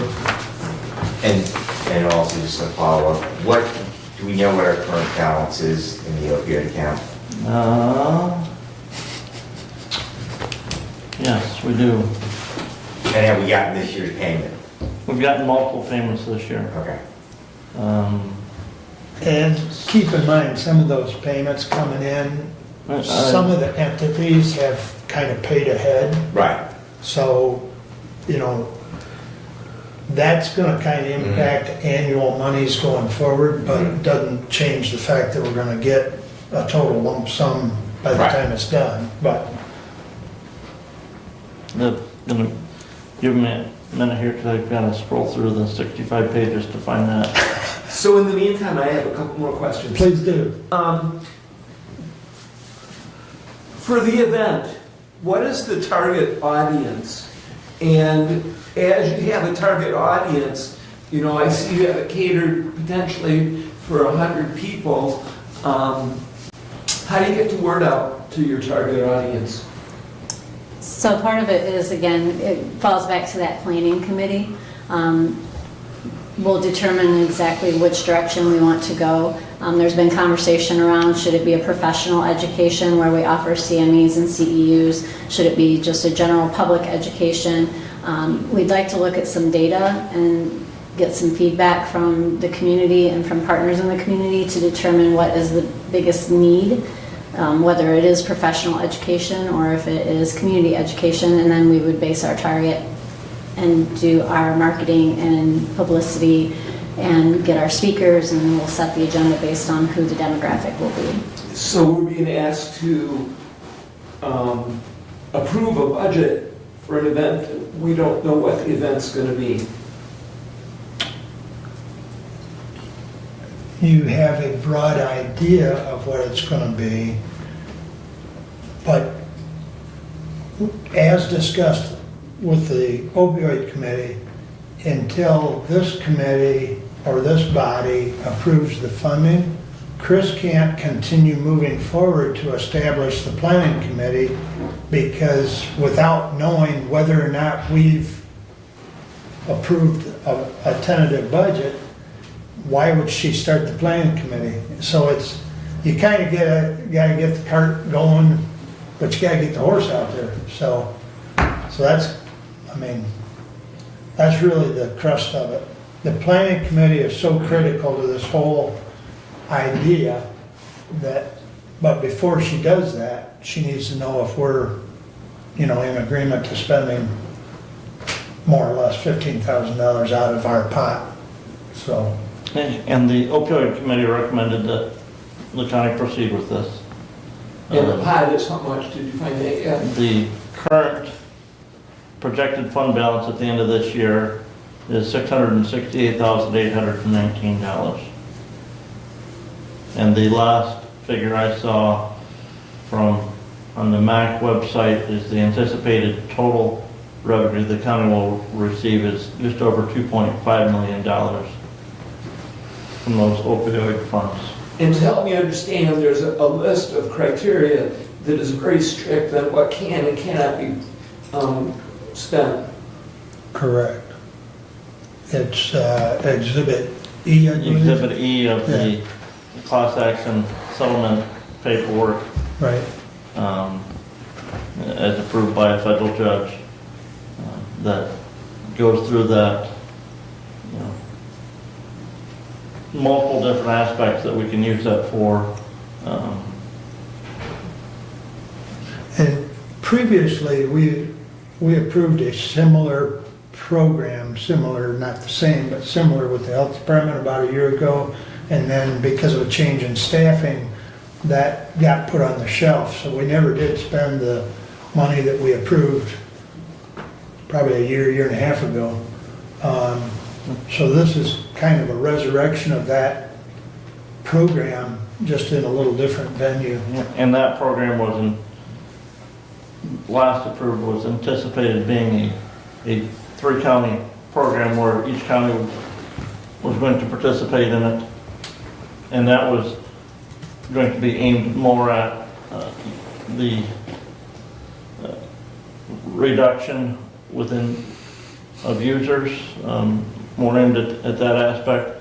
Here, like I said, the vast majority of the talk has been this is going to be more aimed at providers, trying to make sure that all providers are aware of all aspects of opportunities that are available out there, from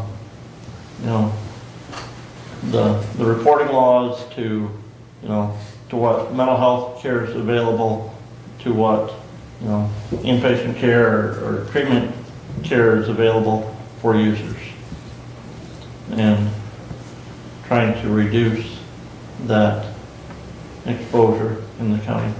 So if the data comes through, the thrust of the event will be more towards the professional, it sounds like, but it's, as you mentioned, it depends on how the data comes in when you do your inquiries. Correct. It may come in that the users need the education. It could be that the professional services need to be more aware of what's available, and the planning committee will decide their direction once you find out some of those answers, which you don't know quite yet. Correct. So this is an all-volunteer committee? Or are positions being paid for out of the opioid fund? Their time would be paid for from whatever entity they're part of. I mean, I don't know that I'd call it So the volunteer, commission would pay someone from, like, you sit on that board, so you would get a per diem for that? but I can't answer that. Go The ahead, intent Chris. under what you're seeing in the budget is what we anticipate the time spent by the health department staff will be to do the organization, logistics, investigation of who the speakers will be, and setting aside all of the marketing and everything that would need to happen to pull together this event. The planning committee itself would be individuals who are volunteering an hour of their time once a month or when we get closer. But what you're seeing within the budget is what the anticipated hours spent by health department staff to actually execute the program.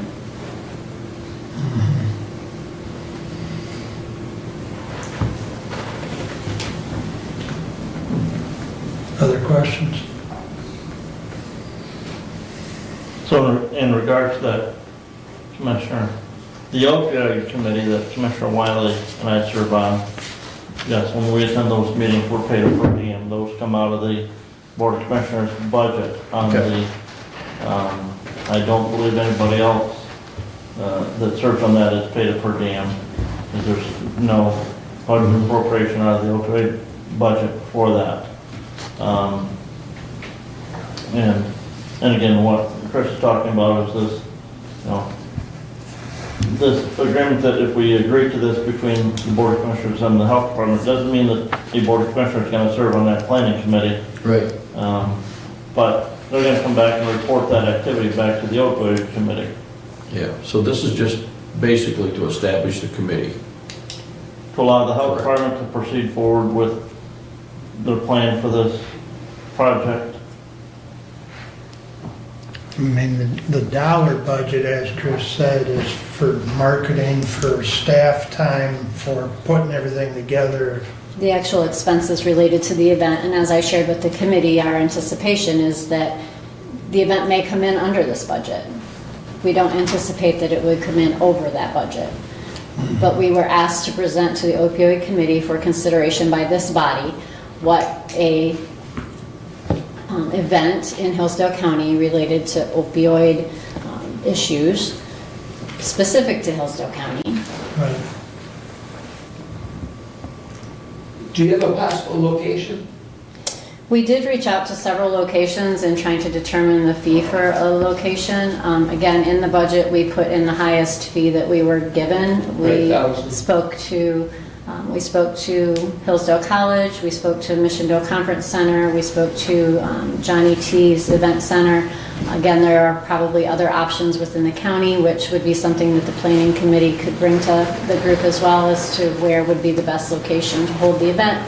The day, the time, the agenda, all of those items would be discussed within the planning committee, and we would bring that to the opioid committee for their review, and if they have suggestions, and if anyone on the opioid committee wishes to sit in the planning committee, we would more than welcome them. And the Board of Commissioners ultimately are the ones that approve spending out of the opioid fund. Correct. As Brent indicated, the opioid committee is bringing this, we approved it, but we're bringing it to the Board of Commissioners for final approval. Right, but in general, when there's going to be a spend out of the opioid money, that spend will come here for approval. Correct. Regardless of what it is, it comes here first before it gets spent by the opioid committee. Correct. Thank you. Okay. I'm set. Anything else? Let's do a roll call, please. Commissioner Leininger. Yes. Commissioner Ingalls. Yes. Commissioner Lanius. Yes. Commissioner Wiley. Yes. Commissioner Benzing? No. Passes 4-1. Thank you, My Chris, turn, for being Commissioner here. So you may start your planning now. Thank you. All right. That was the only action item. I got a few things to report. First of all, just to remind everyone, early voting starts 10:26. And will, Saturday. pardon me? Saturday. That is correct. There's also a little football game that's highly contested on Saturday, so. We hope it's highly contested. Hopefully it's highly. Hopefully it's one-sided, and hopefully we rub their nose in it, but they didn't take any mercy last year. But anyways, moving right along. Early voting starts 10:26 and ends on 11:03. I have DHS and medical care meeting on Thursday. Commissioner, I will ask you the same thing. When you meet with, out there, I don't know, is Terry part of those meetings, Terry Espeline part of those Yeah, yeah. meetings? I would ask the same thing for the special revenue funds budgets that we have to approve at the Board of Commissioner Right. level, that he get us their projected 2025 budget, so that we make sure we have those Okay, numbers close to as possible as we can in our special revenue fund. okay. I'll Budget say that we looked something, I'll say something to him and Christie, so. All right. We need the 2025 projected budget is what you're saying? Yes. Okay. All right. And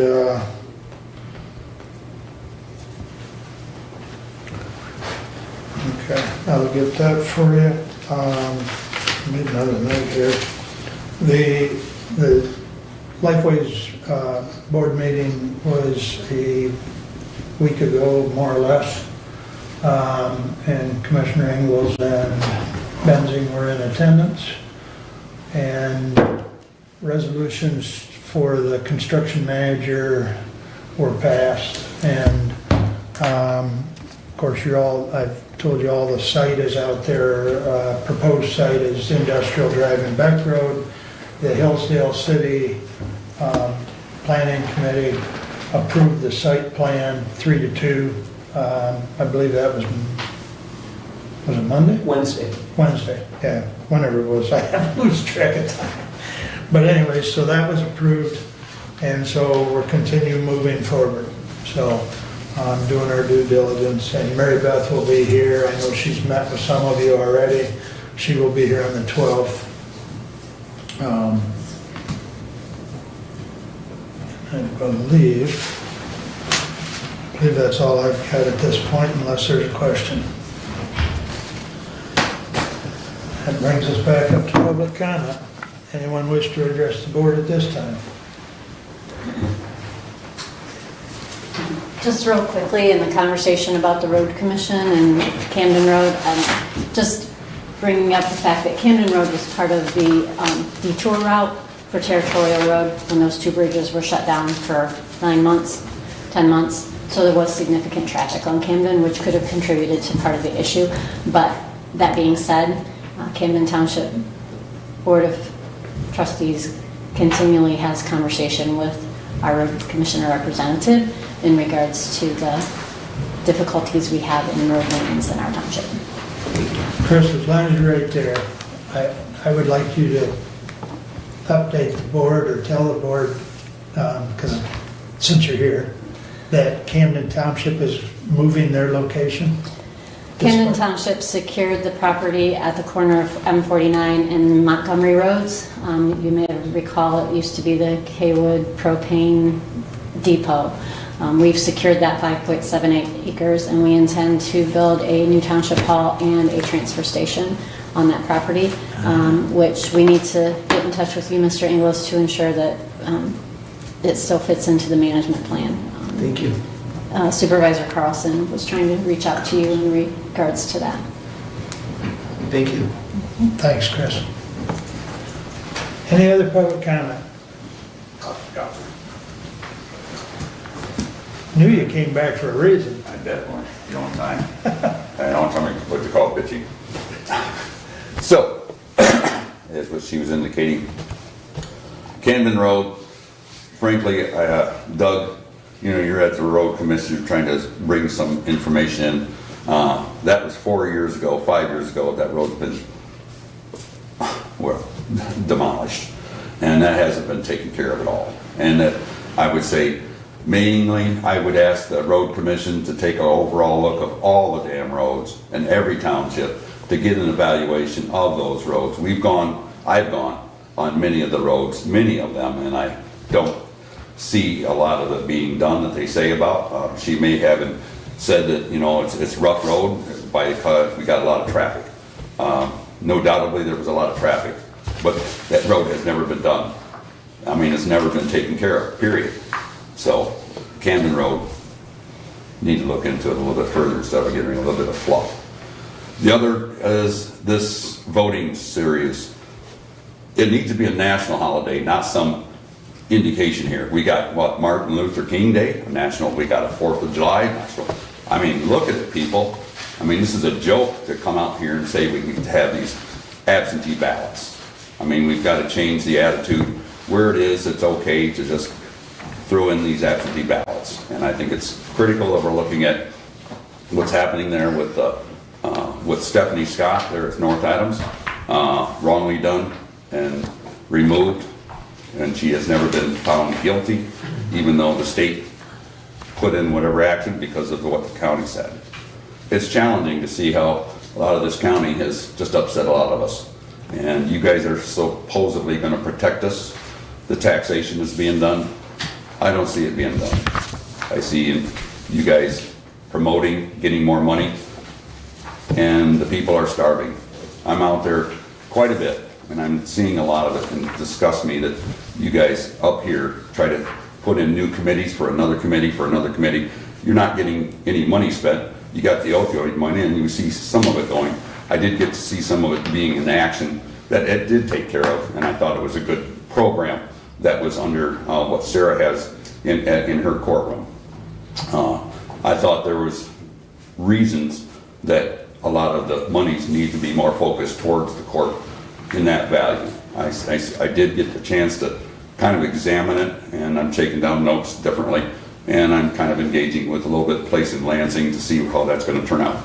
But other than that, I'm not asking for any excuses or making apologies.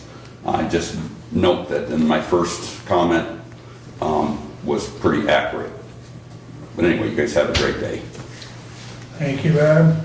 Anyone else for public comment?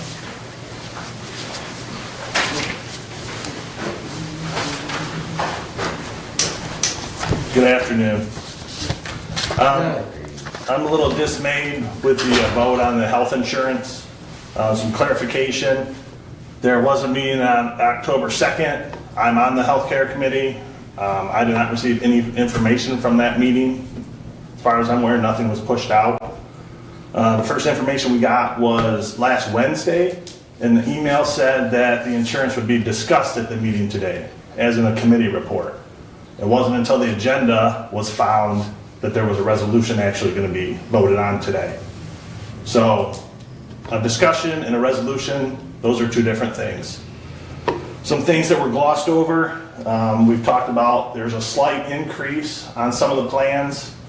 It's double. The out-of-pocket cost for 59% of the employees is doubling. To me, that's not just a slight increase. We're kind of glossing over some numbers here.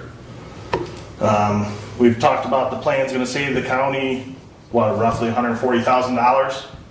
Those out-of-pocket costs equal $186,000. So all you've done is transfer $186,000 onto the employee to save the county $140,000.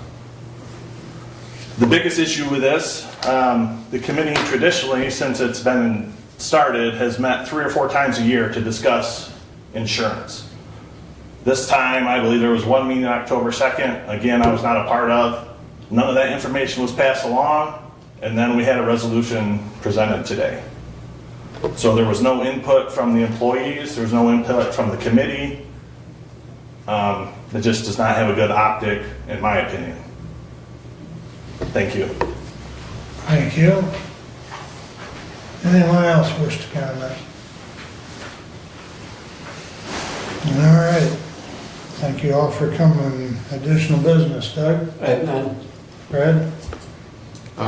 You mentioned the sports ball contest. The one that really, really matters is on November the 19th, when the Broncos beat up on those evil chips.